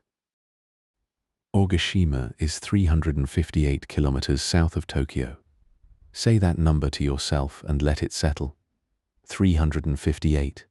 It is farther from Tokyo than Tokyo is from Nagano. It is the southernmost of the Izu Islands, the last fragment of the volcanic chain before the ocean opens entirely. You have been traveling south for days now, from Oshima to Toshima, to Niijima, to Shikinejima, to Kozushima, to Miyakejima, to Mikurajima, to Hachijojima, and now Aogashima. Each island has been farther than the last, each crossing has been longer, and each destination has felt more remote. But Aogashima is the terminal point. There is nowhere else to go. Beyond this island, the sea continues until the Ogasawara chain, another 100 kilometers south. You have reached the edge. The ferry plows through open water with no shelter, no other islands visible, nothing between you and the horizon but ocean. This is the farthest you can go within the archipelago and remain in the territorial waters of Tokyo. The shore refuses easy arrival. As you approach, you realize there is no natural harbor. The island's rim is sheer cliff in many places, 200 meters or more of volcanic stone meeting the ocean directly. The ferry slows. The crew moves along the deck with practiced calm. You have been warned about this. There is a small concrete port on the northwestern side of the island, but it was built into the caldera wall, and it offers minimal shelter. The swell is considerable today. You watch as the ferry positions itself, and you feel the vessel moving sideways as the waves push it. The harbor is not natural. It is imposed. It is a small human compromise with a landscape that did not intend to receive boats. The crew secures fenders. A gangway is prepared. The process is slow and deliberate. You understand, watching it, that this island does not welcome casual arrival. Everything here is negotiated. Everything is difficult. You step onto stone that breathes. The concrete pier juts from the cliff face, and as you walk down the gangway, you feel the movement of the boat beneath you still, the swell making small corrections. Your legs remember the motion of the sea. The pier is narrow on either side. Below, the water churns grey-green. You reach the concrete, and there is a moment of genuine relief. You have landed. But immediately you feel the wind. It comes from the Pacific, unobstructed, and it has traveled 5,000 kilometers across open ocean. There is nothing between Aogashima and the Hawaiian Islands but water and weather. The wind carries that vastness. It carries salt spray. It carries a sense of exposure that is almost shocking compared to the relative shelter of the other Izu Islands. Your eyes water slightly. You turn away from the direction the wind is coming from and look toward the land. The cliff rises sharply from the pier. Dark grey stone with striations of orange and rust from ancient oxidation. You're about to climb this cliff, but first you pause, you breathe. You understand that you have just crossed a threshold into something genuinely remote. The island is a volcanic memory. Begin now to understand the geology. Aogashima is not a simple volcano, it is a caldera, the remains of a much larger volcanic complex whose magma chamber collapsed inward tens of thousands of years ago, leaving behind a vast circular depression. The rim of that caldera is what you are standing on. The island you see is the outer edge of something much older. The collapse happened so long ago that the geological record is uncertain of the exact timing, but the structure is clear enough. You are standing on the edge of a giant cup. Inside that cup, visible from the pier as you look up the cliff, is a secondary cone called Maruyama. This is the island within the island. This is a volcano looking at a volcano from inside a volcano. The geology is unique in the world. There are few places on Earth where you can stand where you are standing and see what you're about to see. The rim you climbed was created by the first collapse. Maruyama rose in the crater left behind. The landscape spirals downward into Earth. After you climb the initial cliff from the pier, the path levels slightly, and you find yourself on the caldera rim proper. The rim is perhaps 100 meters above the caldera floor, though in some places it rises much higher. The path winds around the rim, and as you walk, the ocean gradually disappears from view. The wind, which was so intense at sea level, begins to diminish. You are descending, in a sense, not downward yet, but into shelter. The walls of the caldera surround you on 3 sides now. The visual effect is extraordinary. You have gone from complete exposure to a kind of geological embrace. The rim is covered with vegetation, low shrubs, hardy grasses, the occasional stunted tree. The volcanic rock beneath your feet is sharp in places. The edges of lava flows still visible after centuries. The color is predominantly dark gray, but there are patches of rust and orange where mineral-rich water has stained the stone. The slope of the inner caldera wall is steep, perhaps 45 degrees or more in places. Looking down, you can see the geometric precision of the inner landscape. This is not random geology. This is a designed space created by ancient collapse. A volcano rises inside the volcano. Maruyama dominates the center of the caldera. It is a smaller cone, perhaps 423 meters at its peak, rising from the caldera floor. From the rim, Maruyama looks simultaneously near and far, close enough to seem intimately present, far enough to feel like a separate geography. The cone is dark, younger looking than the caldera rim. Its slopes are steeper, more recently formed. This is a volcano that still has recent history. The last eruption in the caldera was in 1785, and Maruyama itself may have contributed to that event. The cone is climbable. Local guides lead people to the summit, a journey of an hour or so from the caldera floor. From the top of Maruyama, you look outward at the caldera walls surrounding you on all sides, a perfect circle of stone and vegetation. It is a perspective almost nowhere else on Earth offers, standing on a volcano, inside a volcano, looking at the walls of the larger volcanic structure. The geometry is so precise, so pure, that it feels almost architectural. You are inside a human structure designed by the Earth itself millions of years ago. The Earth breathes visible steam. The caldera floor is not uniform. In places, steam rises from cracks in the stone. These are geothermal vents powered by heat deep below the surface. The Japan Meteorological Agency classifies Aogashima as a B-rank active volcano. The island is watched. Seismic monitors track every tremor. An evacuation plan exists and is practiced annually. The evacuation plan is not theoretical. It is a live exercise because the island is geologically alive. The vents are evidence of this. Where steam rises, the ground is hot to the touch in places, too hot to stand on without proper protection. The vents cluster in certain areas of the caldera floor, and the locals know them intimately. They have named them. They use them. The geothermal energy is not a threat in the current moment. The current moment has been stable for over 2 centuries, but it is a presence. It is a reminder. The Earth has not finished its work. The Earth is not stable. The Earth is still deciding what shape this island will take. Steam-cooked Earth offers bathing refuge. In the geothermal vents of the caldera floor, the island has built traditional saunas, mushiburo, literally steam rooms. The construction is simple, wooden structures over holes in the ground where steam rises naturally. You enter through a low wooden door, and you find yourself in a chamber filled with steam so thick you can barely see the wooden benches. The temperature is extraordinary. The locals use these saunas daily in the winter months. They sit in the steam and let the geothermal heat penetrate their bodies. The experience is almost medieval. This is how people bathed hundreds of years ago, using the Earth's heat directly. Tourists are permitted to use the saunas, and the experience is said to be remarkable. The steam smells faintly sulfurous. Your skin becomes immediately slick with sweat and condensation.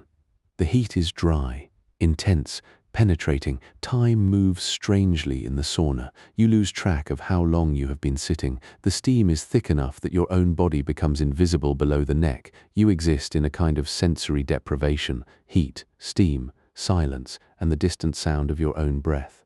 When you emerge, cool down and enter again, the contrast is shocking. The ground itself becomes a kitchen.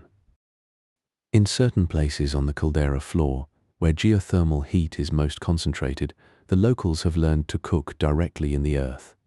Potatoes placed in certain locations cook through in the course of an hour or two, heated from below by the planet itself. Eggs can be boiled using similar methods, placed in special containers. They cook as steam rises around them. This is not recreational. The locals cook food this way routinely. They use it as a resource. There is something profound about this, that the volcano that killed 130 of their ancestors 240 years ago now cooks their dinner. The earth that was weaponized by fate has been domesticated by necessity and time. The cooking places are worked into the landscape, organized, controlled. This is not chaos. This is human beings negotiating with the earth and finding a way to live in symbiosis. The food cooked this way is said to have a particular flavor imparted by the minerals in the heat. There is a taste of the volcano in every potato, every egg. The people eat the island sustains them. The relationship is balanced on a knife's edge between threat and provision. A man sees the future in cracks. In the weeks before the eruption in 1785, 10 May 5 in the Japanese calendar, a man named Jihei began to see signs that others were missing. Cracks appeared in the ground, the cracks widened, the smell of the earth changed, a sulphurous, rotten vegetable smell that the island had never quite produced before. Animals behaved strangely, birds fled, fish that normally came close to shore disappeared.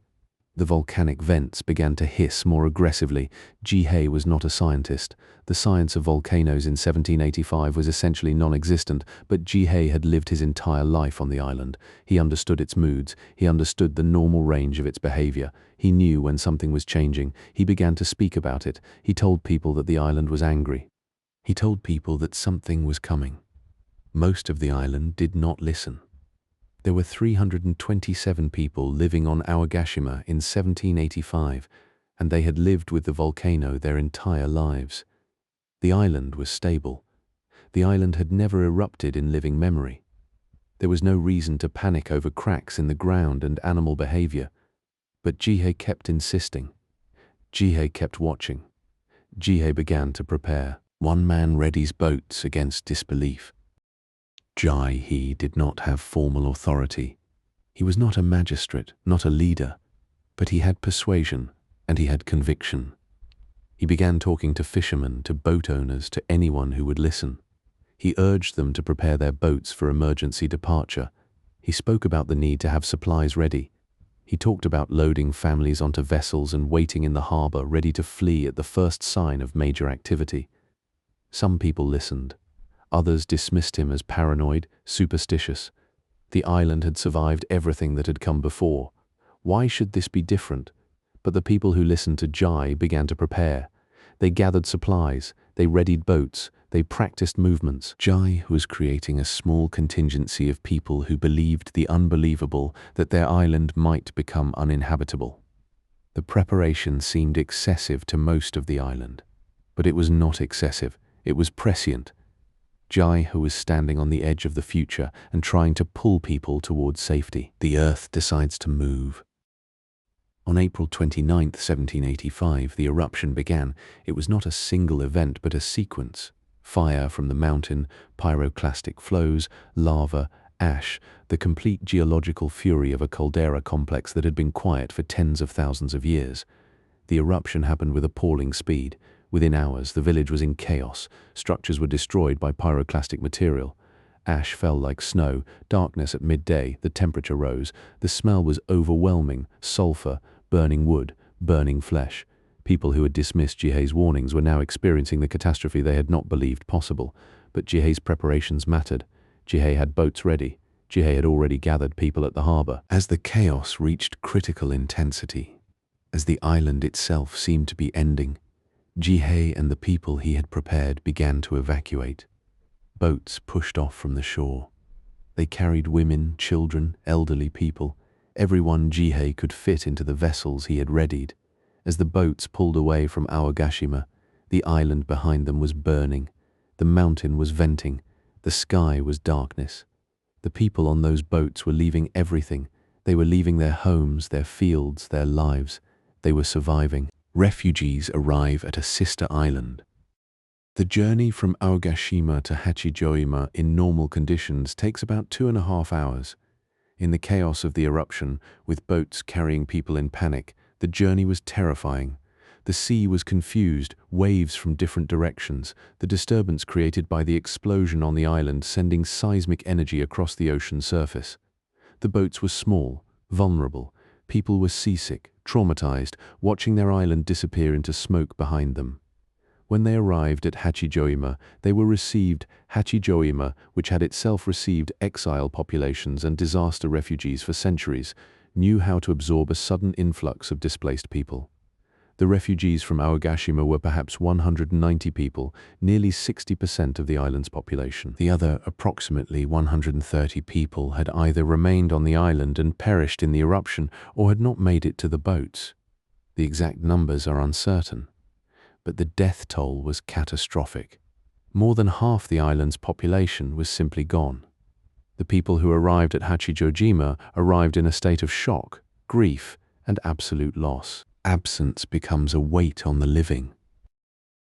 Among the 130 people who did not survive the eruption were entire families.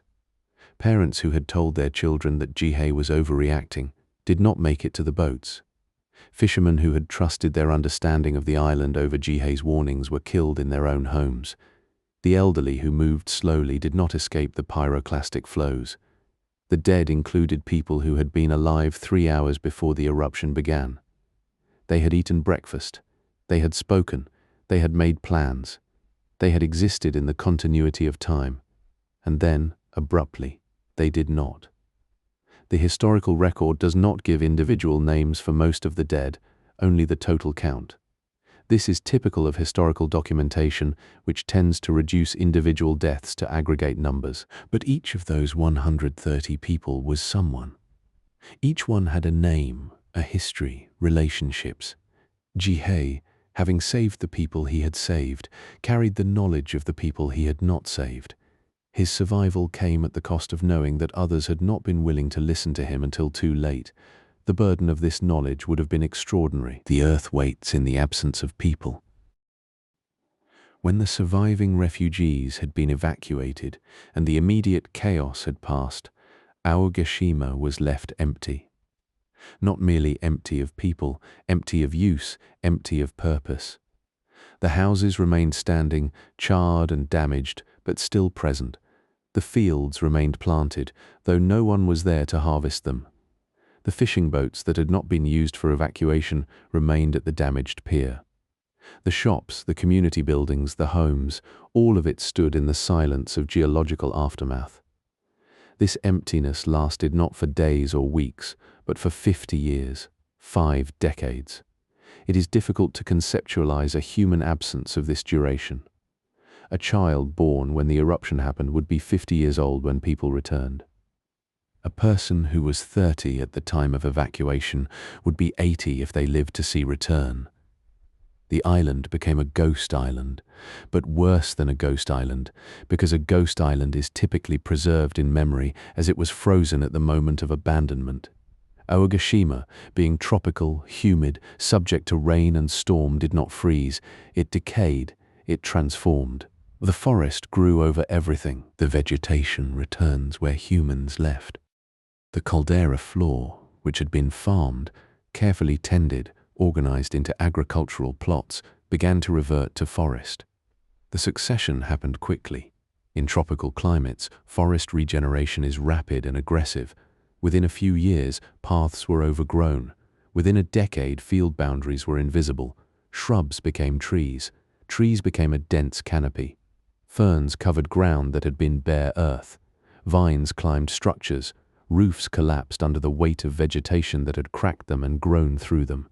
The process was not random. It was ecological succession, the predictable return of a landscape to its natural state once human management ceased. But the speed of the return was remarkable. By the time 50 years had passed, the island was more forest than the humans who had lived there would have recognized. The trails were gone. The agricultural history was nearly invisible. The village that had stood there was being absorbed by the earth. The island was eating its own history. This is a process that happens fast in tropical locations, but even in temperate zones, nature reclaims with surprising speed once human tending ceases. A human lifetime of work can be erased in less than a human lifetime of abandonment. Names persist where people do not. The evacuation to Hachijojima meant that the people of Aogashima did not disappear entirely. They settled on Hachijojima, married, had children, and their descendants remain there today. The memory of Aogashima did not completely vanish, but it was transformed. A place is different when lived in versus when remembered. Hachijojima held the Aogashima people and the Aogashima story, but over 50 years the island itself, the physical island, existed only in memory. The people who had lived there were aging. Some died. The island of their lives became increasingly abstract. For the younger generation, those who had been children during the eruption, now adults, Aogashima was a place their parents spoke about, but not a place they expected to return to. The island was gone. Not destroyed entirely, but gone from the realm of living human geography. It was a ghost place, a name, a story told to children about why their grandparents had arrived on Hachijojima. But perhaps somewhere in the Edo bureaucracy, someone was keeping records. Perhaps someone was thinking about resettlement. One man begins the impossible negotiation. A man named Sasaki Nigomon became the voice of return. Nigomon was not a formal leader, not a magistrate, but he had determination, and he had standing in the Aogashima community in exile on Hachijojima. He began to petition the Edo shogunate. The petition was not simple. The island was still geologically unstable. The eruption of 1785 had proven this conclusively. Resettlement of an active volcanic island, even one that had been quiet for 50 years, was not an obvious governmental priority. But Nigomon persisted. He made his case that the island could be resettled, that the infrastructure could be rebuilt, that the people of Aogashima wanted to return. The petition took years. The bureaucracy was slow, cautious, but Nigomon did not relent. He understood something that officials sometimes fail to grasp, that people have a connection to place that transcends rational economic calculation. The people of Aogashima, living on Hachijojima, were alive and safe, but they were displaced. They carried the memory of Aogashima. They wanted to go home.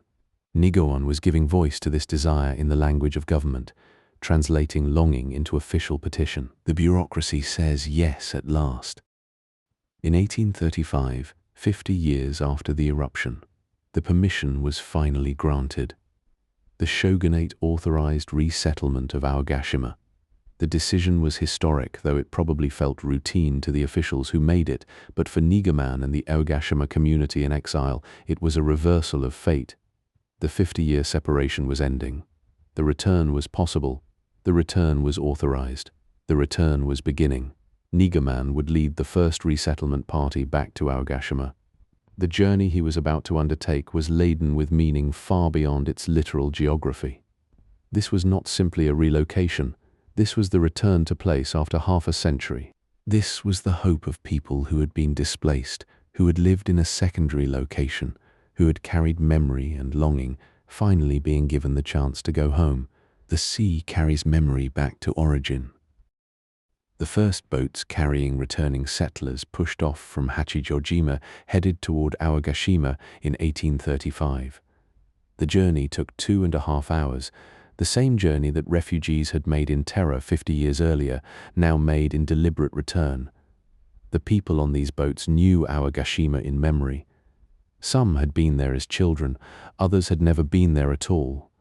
They had been born on Hachijojima during the 50 years of exile, born into a community of people whose home was elsewhere.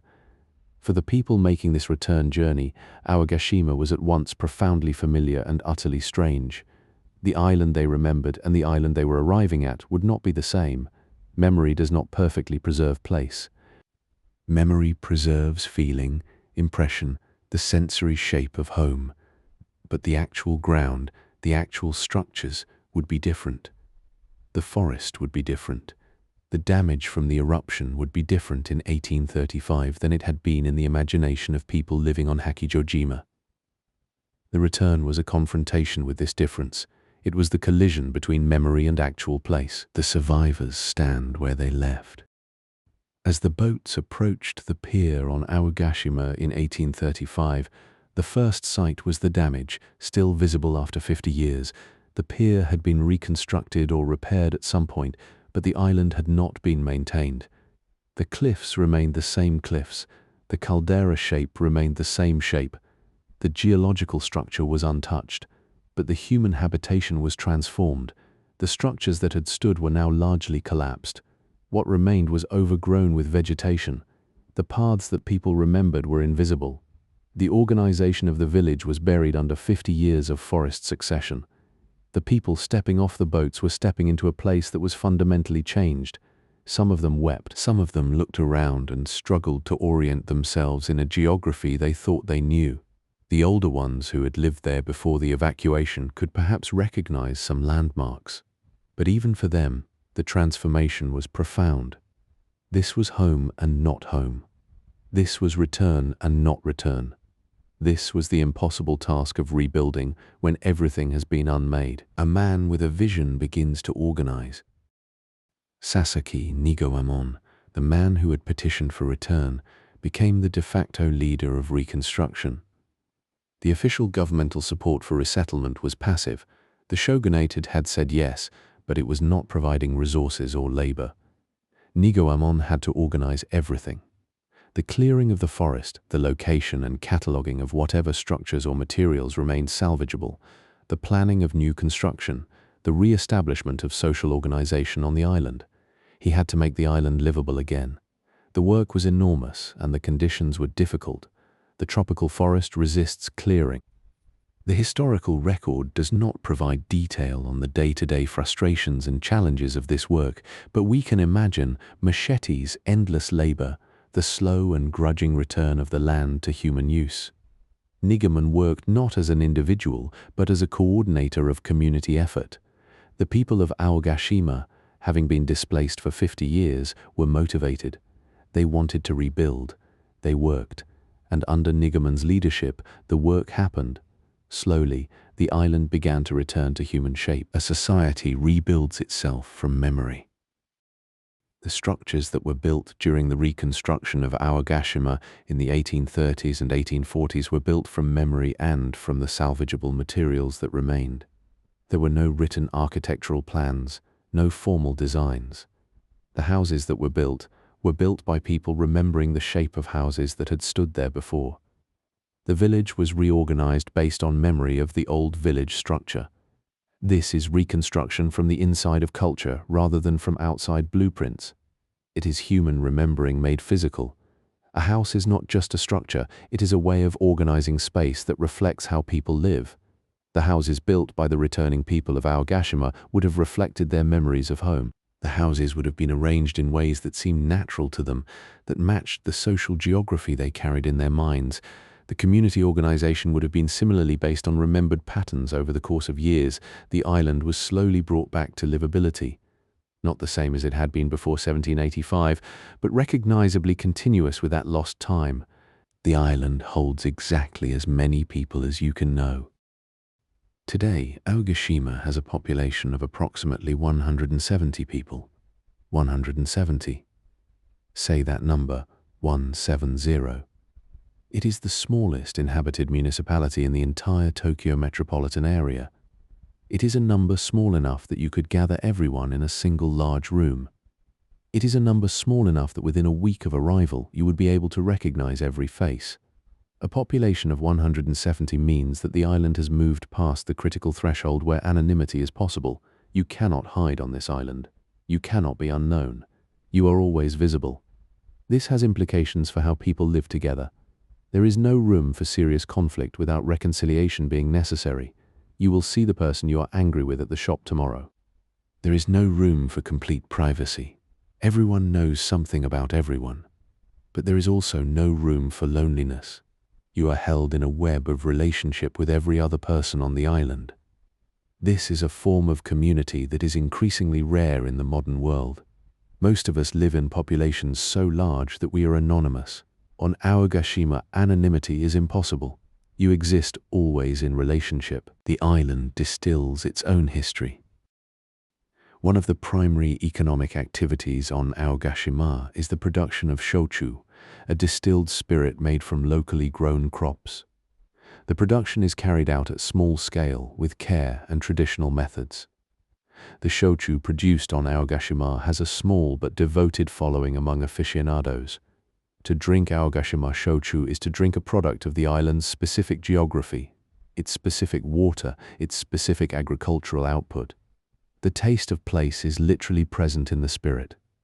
The shochu production is not merely economic, it is cultural.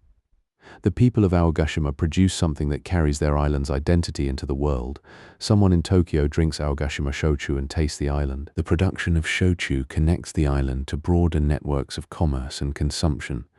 It is an economic lifeline, but it is also an articulation of what it means to be Aogashima. You are the people who make this particular spirit from this particular place. You are defined partly by the work of transformation that occurs in the distillery, the infrastructure of small life. There is a small shop on Aogashima where you can buy daily necessities. There is a post office where mail arrives on the ferry and is distributed. These structures are more than utilitarian. They are the social nodes of the island. The shop is where people encounter each other informally. The post office is where people check for packages from the mainland. These are the places where the island connects to the wider world. The shop and post office are not automated. They are staffed by people from the island. They represent human continuity and human service. They are the places where economic exchange happens and where information about the outside world is received. For an island with only 170 people, these two institutions carry enormous weight in the daily life. They are gathering places, information centers, the bridges between this place and the everywhere else. The darkness speaks in stars. There is almost no light pollution on Aogashima. The island has 170 people and no significant industrial infrastructure. When darkness falls, the sky becomes visible in a way that is increasingly rare on Earth. The stars appear, not impressionistically, actually visible in their thousands, in their millions, a depth of light that most modern people have never seen. The Milky Way is visible as a physical structure, not a photograph, but as something you are witnessing directly. The night sky on Aogashima is itself a kind of spiritual experience for many visitors. It is a confrontation with scale. You are standing on an island that is 170 people small, and above you is infinity, and the infinity is visible.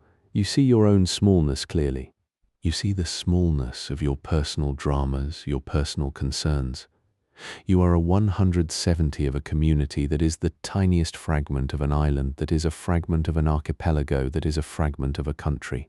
And above this hierarchy of smallness is a display of cosmic scale that makes all human measure irrelevant. The night sky teaches humility. The night sky teaches perspective. The people practice survival as ritual. Once a year, the island of Aogashima conducts an evacuation drill. The Japan Meteorological Agency still classifies the island as a B-rank active volcano. The evacuation plan is not theoretical. It is practiced. The drill involves the entire population if possible, 170 people moving through a simulated emergency, getting to the evacuation points, boarding boats that would carry them away from the island if volcanic activity required it. The drill is conducted with seriousness. This is not a game. The people of Aogashima know that they live on a volcano. The knowledge is not abstract. The knowledge is embodied in the annual ritual of evacuation practice. The people gather. The process is executed. Then everyone returns home. The drill is a negotiation between memory and hope. Memory of the 1785 eruption that killed 130 people. Hope that evacuation procedures have improved sufficiently that another eruption, if it happened today, would not result in deaths. The drill is a way of acknowledging the reality of the threat while preparing for resilience. The island holds you now as you fall. You are tired from the day. The exposure to wind, the intensity of the geography, the weight of the history, the smallness of the community, the vastness of the night sky, all of it has exhausted you in the deepest way. You find your accommodation, a small guest house operated by someone from the island, and you prepare for sleep. The house is simple. The walls are thin enough that you can hear wind outside, the whisper of the vegetation that has grown back over 50 years, the distant sound of the ocean that surrounds this place. You lie down. You remember the boats that came in 1785 carrying refugees from catastrophe. You remember Jihe's warnings, Nigomon's petition, the permission finally granted in 1835. You remember the forest reclaiming the empty island, the slow return, the rebuilding. You remember the 170 people who live here now, the descendants of those who survived, the inheritors of that history. You remember the night sky and the smallness of the island within it. You are inside a volcano, on an island 358 kilometers from Tokyo, at the southern edge of the Izu chain. Sleep now, knowing the island is under your body, knowing the caldera is holding you, knowing that tomorrow the same geography will continue its slow negotiation between human life and geological time. Sleep well. The ferry departs Aogashima as the sun sets. The island disappears into darkness. You are moving now into different waters, toward a different chain. The Ogasawara Islands, Bonin Islands, lie south and east, separated from the Izu chain by miles of open ocean. The ferry will carry you there overnight, and by morning a different kind of island will emerge. Not a continuation of what came before, but something older, something more isolated, something shaped by history in ways the northern islands are not. The ferry carrying you south from Aogashima arrives at Takeshiba Terminal in Tokyo after a full day at sea. Around you, people gather their belongings and begin the walk back into the city. Salarymen, families, tourists, all of them carrying the islands with them in different ways. But for the next 24 hours you will not return to Tokyo. Instead, you will stand on deck as the ferry reloads, and as evening approaches you will depart again. This time the destination is Chichijima, the largest of the Ogasawara Islands. The crossing will take 24 hours. You are moving south again, further from the center of Japan, closer to something that has been waiting at the edge. You climb the metal stairs. The crew checks your boarding pass with the ceremony of an airport. Inside, the corridors are narrow, painted institutional blue-gray. Your cabin, a tatami room, 3 emitters by 2 emitters, porthole window facing the bay. On the shelf, a thermos of hot water, courtesy. You sit. Outside, Tokyo's skyline rises. You can see the Tokyo Tower, still luminous even at dusk. In an hour, you will not see Japan at all. The horn sounds, a deep, lonely note that carries across the water. The rope releases. Takeshiba slides backward, then Tokyo slides backward, then the whole of Tokyo slides backward into the dusk. You feel the ferry's engines finding rhythm. The bay walls recede. Other ferries, other docks, now all growing smaller. By nightfall, you are in open water. By midnight, there is nothing but the sound of the engines and the dark Pacific pressing against the hull. You are alone now, you and 200 other solitudes, all heading south. You lie in your narrow bunk. The ferry rocks, a rhythm you can feel in your bones. Above you, the metal ceiling of the cabin, grey in the darkness. You can hear the engine's pulse, the water against the hull, occasional footsteps on the deck above. You know that somewhere in the darkness the Izu Islands have passed. You know that the water beneath you is now 10,000 meters deep. You have left the Japan you know. What you are moving toward is not fully Japan at all, though it flies the Japanese flag. It is something else entirely. The Pacific at night sounds like the ocean before Japan existed.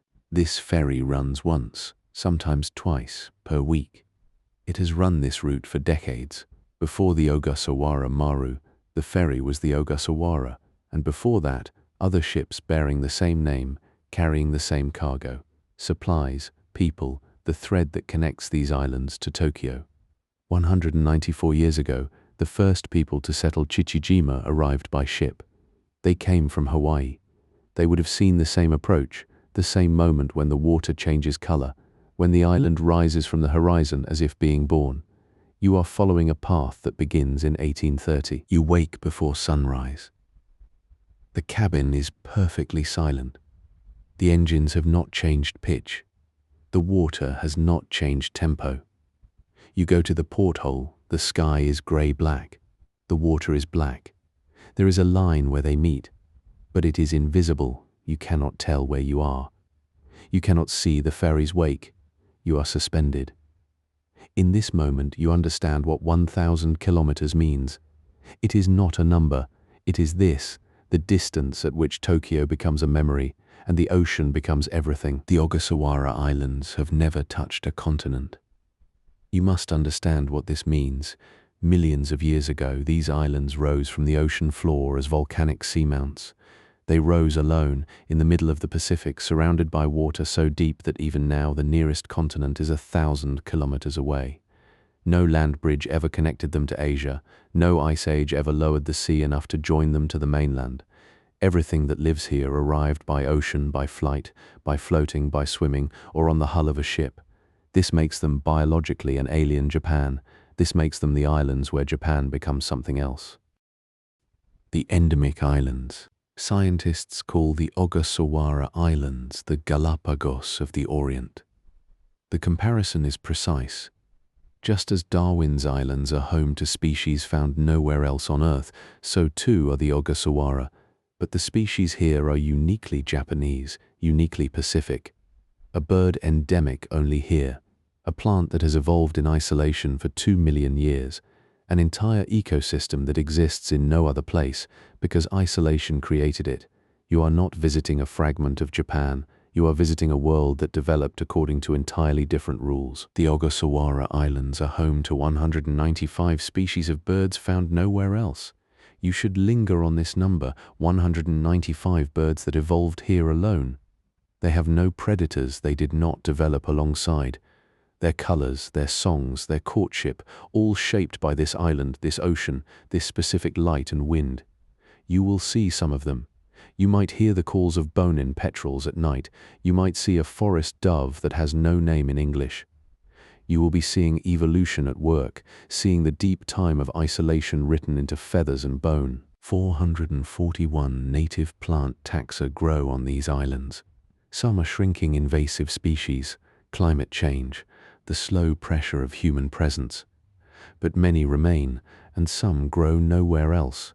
You might walk past a tree and not realize you are seeing something that exists in no other forest on Earth. The island is a library written in chlorophyll and wood. Each plant is a chapter in the story of isolation, adaptation, and survival.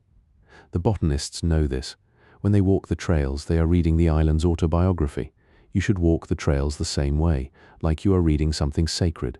In 2011, UNESCO inscribed the Ogasawara Islands as a Natural World Heritage Site. The official language is careful, technical, outstanding, universal value, endemic species, exemplary natural systems, but what the recognition means is simpler.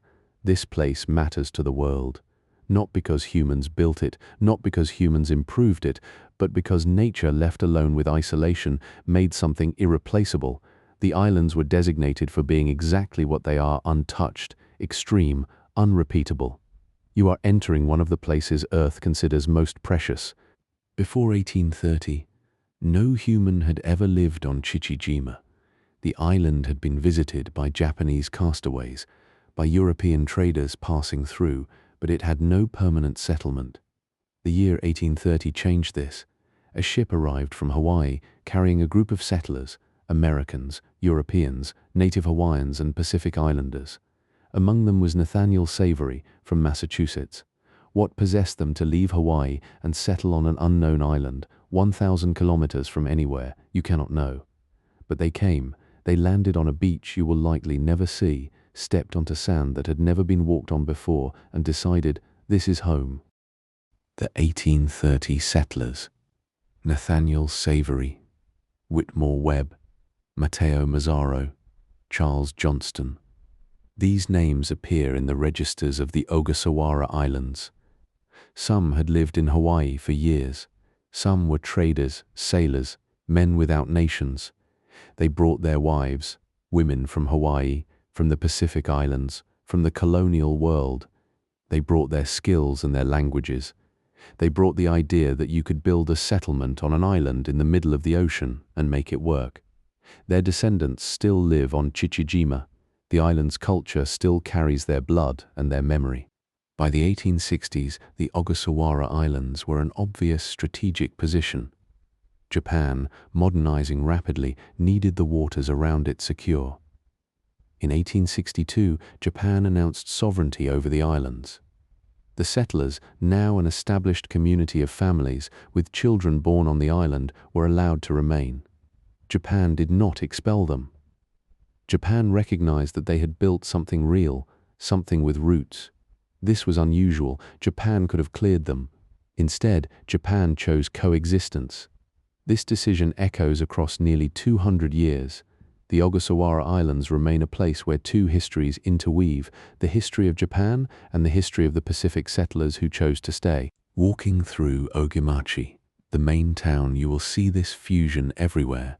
Japanese names on one house, Savory on another, Japanese administration, English words in the taverns. The island has restaurants serving Japanese cuisine and American comfort food. The pace is Japanese, orderly, respectful, but with a warmth, an ease with outsiders that comes from the Pacific Islander heritage. The people of Chichijima are not confused about who they are. They are not torn between identities. They have synthesized something entirely their own, a culture that is genuinely, distinctly Ogasawara. No other place in Japan feels like this. During World War II, Chichijima transformed into a military stronghold. The Japanese Navy recognized the island's strategic position. Gun emplacements were built on the beaches, tunnels were dug into the volcanic rock, anti-aircraft batteries were positioned. The island, which had never known warfare, became a fortress. The civilians, the descendants of the 1830 settlers, the Japanese residents, lived in the shadow of the guns. They understood that the war was coming toward them. They understood that they were in a place that could not be hidden, could not be ignored. The Pacific War, when it found Chichijima, found it fortified and waiting. The war. On September 2nd, 1944, American aircraft attacked Chichijima. The sky filled with planes, bombs fell. The fortifications began their response, anti-aircraft guns firing upward at the formations. One American TBF Avenger, piloted by a young ensign named George H.W. Bush, was hit by anti-aircraft fire. The aircraft shuddered, filled with smoke, became impossible to control. Bush gave the order to abandon ship. 2 of his 3 crew members ejected. Bush ejected last. His parachute opened. He fell toward the island below, an island he had never heard of, toward a fate he could not imagine. His crew did not survive. He did. Bush landed in the ocean offshore. He swam. In the distance, the island, Chichijima, was under attack from his own squadron. He could not reach the shore. The waters near the beach were controlled territory. He floated, exhausted, watching the raid continue. Then, a submarine. The USS Finback, an American submarine, was patrolling the waters. The crew saw him in the water. They retrieved him. Of 9 planes in Bush's flight, his was the only crew to survive. Of the 200-plus men in his squadron that day, Bush and a handful of others made it back. The rest did not. He was 20 years old. The ocean had spared him when it spared almost no one. 3 other American pilots, whose names history has largely forgotten, did not escape. They were captured by Japanese forces on or near Chichijima. They were held. Then, in acts that would haunt the island's memory forever, they were executed. The circumstances remain disputed. Some accounts suggest cannibalism occurred. What is certain, 3 American pilots died on Chichijima by Japanese hands. What is certain, after the war, Japanese officers stood trial for war crimes. What is certain, the island carries this weight. The island, which began as a place of integration and peace, became a place where the war's worst impulses were realized. When Japan surrendered in 1945, the American military occupied Chichijima. The island, which had belonged to Japan, became American territory. The Japanese residents, the descendants of the settlers and the post-Meiji arrivals, were removed. They were sent back to Japan proper. Only the foreigners, the descendants of the 1830 settlers with their American and European surnames, were allowed to remain. For 23 years, the island had no Japanese civilian population. An entire generation grew up elsewhere. Children born on Chichijima grew to adulthood, never seeing it. The island became a ghost to its own people. In 1968, Japan regained sovereignty over the Ogasawara Islands. The ferry routes were re-established. The residents, now grey-haired, some elderly, were permitted to return. You can imagine what this meant, to come home to an island you had not seen in 23 years. To see the houses where you had grown up. To walk the streets of a place that had lived on without you. Some returned, some chose to stay in Japan proper, unable to leave what they had built during the occupation years, but many came back. The island, which had been emptied by war, was refilled by memory, by choice, by love. When the residents returned in 1968, Chichijima was not the island they had left. The American military had changed it. Infrastructure had been built, but it was American infrastructure.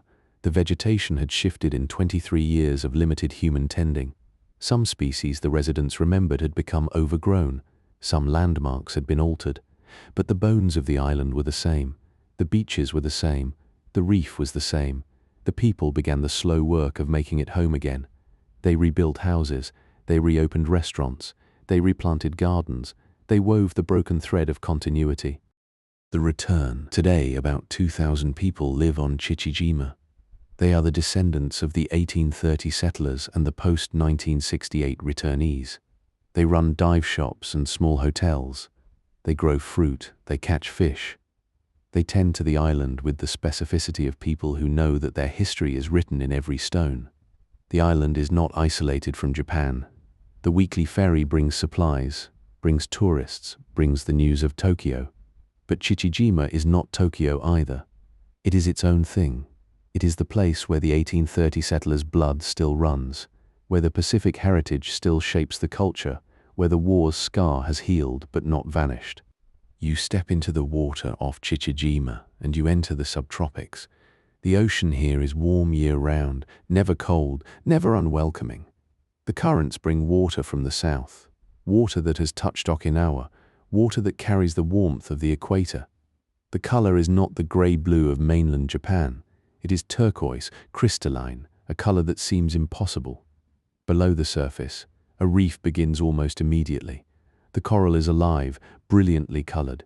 The water is so clear that 30 meters down feels like 3 meters. You can see to the bottom of the ocean and not believe your eyes. The sea. Green sea turtles and hawksbill turtles come to the beaches of Chichijima to nest. At night, in season, you can walk the beach and see them, massive, ancient, moving through the sand with the slowness of creatures that live a century. They have been coming to these beaches for tens of thousands of years, perhaps longer. They navigate by the magnetic field of the earth, finding their way back to the beach where they themselves were born, the nest. The eggs incubate in the warm sand. The hatchlings emerge at night and crawl toward the sea. Some will return decades later with eggs of their own. You are witnessing a cycle that predates Japan, predates human civilization. Spinner dolphins come to the waters around Chichijima. They arrive in pods, moving through the shallows with a joy that seems almost human. They leap, they spin, they communicate in clicks and whistles that carry through the water. In winter, humpback whales migrate through the waters between Chichijima and Hahajima. You can hear them underwater, songs that are impossibly long, impossibly complex.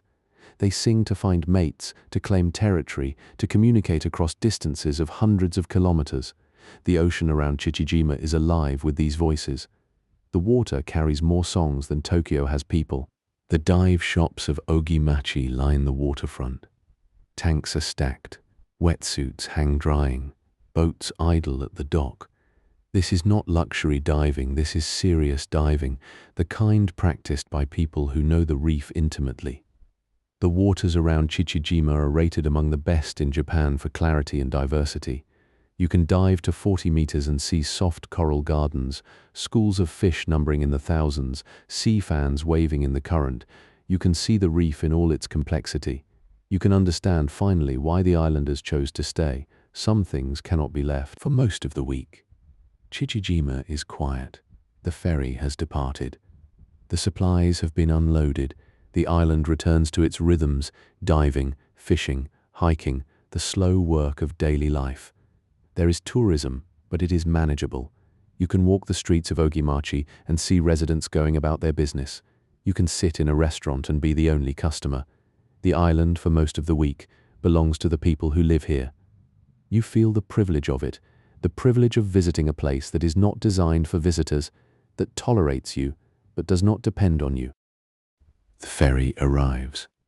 When the ferry arrives, whether it is the Ogasawara Maru from Tokyo or one of the smaller ferries from Hahajima, the island changes. People gather at the dock. Some are waiting for family. Some are meeting the ferry crew, regular people they see once or twice a month. Some are business owners anticipating deliveries. Some are simply there because the ferry arrival is an event, a moment when the island's isolation temporarily breaks, when the outside world touches the shore. You watch from the deck as the boat approaches. You can see the faces. You can feel that you're about to be absorbed into something real. You have been to Chichijima for days or weeks, or only hours. Time moves differently here. The ferry is taking you back to Ogimachi's dock, or it has already taken you. You are on deck, watching the island recede, or you are in your cabin, your packed bag on the bunk, or you are still in the water, still looking at the reef. Somewhere in the cycle, this ends. The ferry carries you toward Tokyo, toward the continent, toward the city where 1 million people live in a space this island could fit 200 times. You have crossed 1,000 kilometers. You have stepped on ground that has never known a continent. You have seen sea turtles lay eggs the way their species has for millions of years. You have heard the songs of whales. Sleep well. The ocean will carry you home, and home will wait, unchanged, for your return. The ferry prepares to leave Chichijima. Days or weeks or only hours have passed on this island. Time moves differently here. The next crossing will take you to the final island, the one where the chain ends. Hahajima waits. The smaller ferry will carry you across, and when you arrive you will understand that you have reached the furthest place the geography allows. From Ogimachi, a smaller ferry waits at the dock. Not the Ogasawara Maru, that titan that crosses from Tokyo. This is the inter-island ferry, a ship built for the 50-kilometer crossing between Chichijima and Hahajima. It carries fewer passengers, fewer vehicles, fewer supplies. The crossing takes 2 hours. You board in the afternoon, and you watch Chichijima, the island you have been on, grow smaller. The reef which moments ago surrounded you becomes a memory. The beaches recede. The forested center shrinks to a green dot, then vanishes entirely. You're moving further from the center of Japan. You're moving toward the edge of something. Between Chichijima and Hahajima, the water changes. The ferry cuts through deeper blue. The surface becomes textured with the presence of larger currents, larger animals. The captain knows this passage intimately. He has made it hundreds of times. But even routine passages to the edge of the known world carry weight. You stand on deck and feel the ferry rise and fall with slightly larger swells. The air smells different, more open, less sheltered. The Bonin Islands were never meant to be easy to reach. Nature built barriers. The ferry is a small triumph against those barriers. 2 hours from now, you will have crossed them. The island appears on the horizon, as if the ocean is creating it in real time. First, a dark line between sea and sky. Then, definition, contours, the shape of something real. Hahajima is smaller than Chichijima, less populated, less developed, less compromised by human scale. The port is smaller. The buildings visible from the water are fewer. The road that climbs the hillside is narrower. As you approach, you understand this is the real end.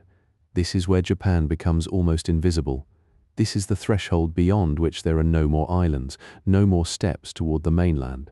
This is the final island, and the ferry is bringing you here. The ferry slides into the dock with the precision of 1,000 prior arrivals. The crew ties the boat. The gangway lowers. You step onto the concrete dock of a place with fewer than 500 people. A place so small it barely appears on maps. Ahead, a few buildings, a small store, a restaurant, behind the forest, thick and dark and almost untouched. The smell of the air is green, alive, waiting.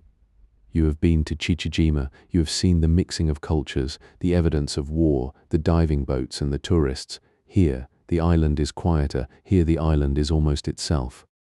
The forest, Hahajima's interior, is unlike Chichijima's. It is wilder, less tended, less marked by long human presence. The trails exist, but they are narrow, sometimes barely visible. They wind through a forest that seems to predate human footsteps. The canopy is high and dense. The understory is thick with endemic plants, species that have lived only here, that have never known anywhere else. The silence is profound. A few birds call, insects hum. Water drips from ferns. But the overwhelming sensation is stillness.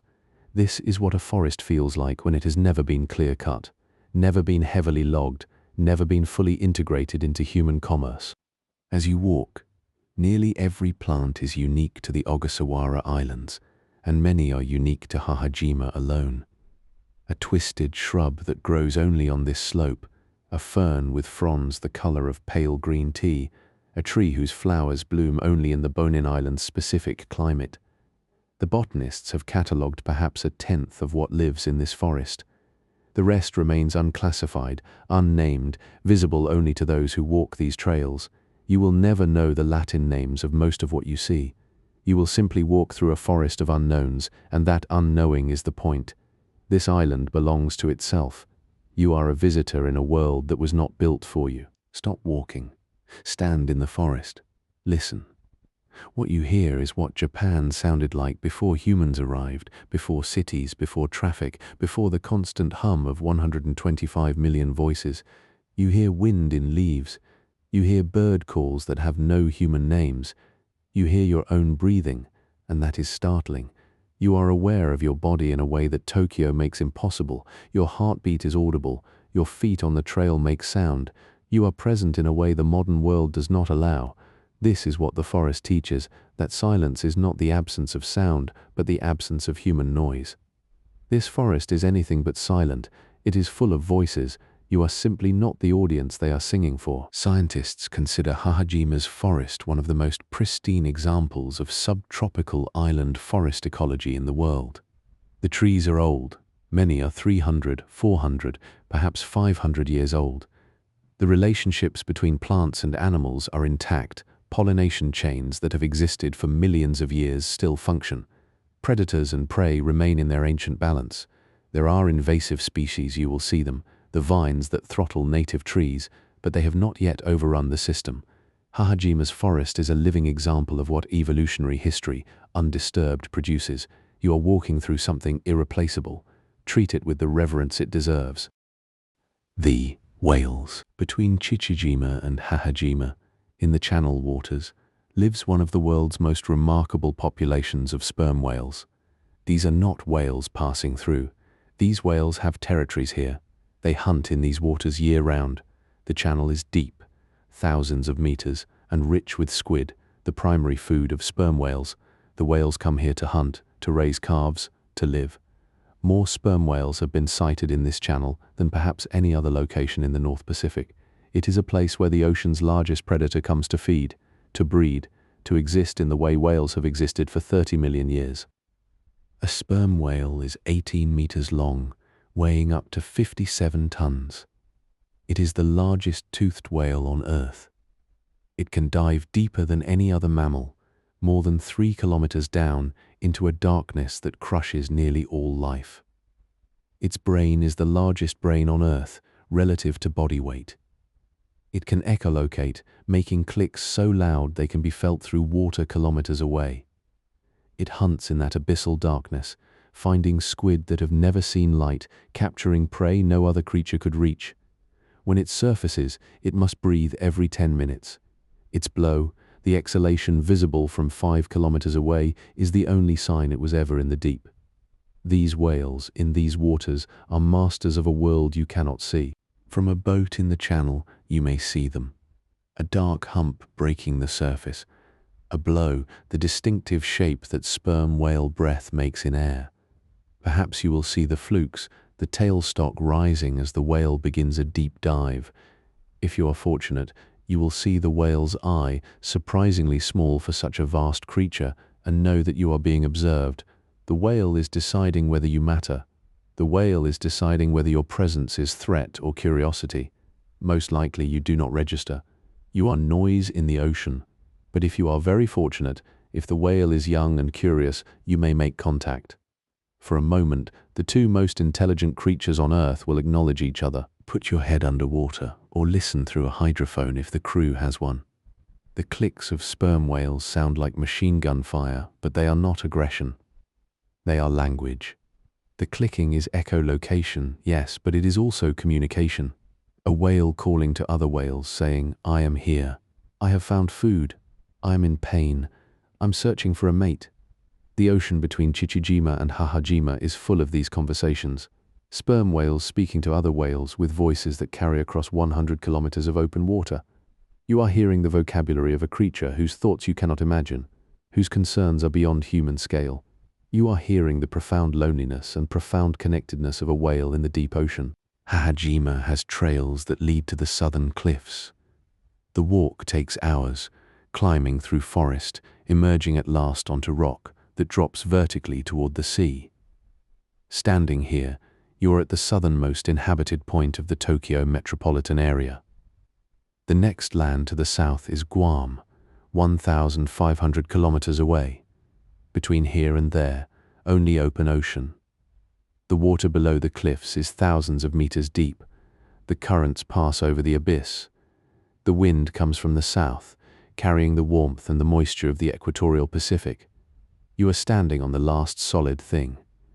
Everything beyond is water, depth, distance without interruption. The edge looks south from these cliffs. There is nothing, a straight line between the grey-blue of the sea and the grey-blue of the sky. No islands, no ships, no mark of human presence. The horizon line is as clean as if the world simply ended. You can see 40 kilometers from these cliffs. Beyond that, there are no more steps. The earth curves away. There is Micronesia, thousands of kilometers distant. There is the Philippines. There is Indonesia. There is the entire Pacific, stretching without interruption until it reaches Asia, Africa, the Americas. From the cliffs of Hahajima, you can feel that vastness. You can feel how small Japan is, how small humanity is, how small the things that seem important become when you stand at the edge of everything. On these cliffs, short-tailed albatrosses come to nest. These birds have wingspans of more than 2 meters. They spend months at sea, riding thermals, covering thousands of kilometers. They eat squid, fish, krill. They live 60 years, perhaps longer. They return to the same nesting site every year, to the same partner, to the same patch of ground on a cliff overlooking the Pacific. The albatrosses have been coming to Hahajima for longer than humans have been aware the island exists. They will continue coming long after the people are gone. The cliffs belong to them. You are permitted to watch, you are permitted to marvel, but you are not the primary resident here. At night, from the interior forest comes the sound of the bone-in petrels. These birds nest underground in burrows, returning to their nests at midnight when predators are less likely to hunt them. They call from the darkness, a sound like mechanical whistles, otherworldly, lonely. The bone-in petrel exists nowhere else on Earth. It is endemic to these islands. It has adapted to nest here, to hunt in these waters, to sing these specific songs. The night sound of Hahajima is the song of a bird that is irreplaceable. If it vanished, the world would be poorer by a voice that cannot be replaced. That is what endemic species are, irreplaceable. That is why these islands matter. The ferry returns twice per week. When it arrives, the small dock comes alive with activity, supplies are offloaded, people board, the world briefly reconnects to the island.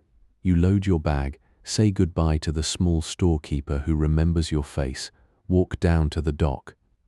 The boat is the same ferry that brought you. The crew recognizes you. The crossing back to Chichijima takes 2 hours. You stand on deck and watch Hahajima recede. The forest disappears. The cliffs disappear. The island becomes a silhouette, then a shadow, then a memory. You are moving toward the larger island, toward the larger world. The ferry carries you backward.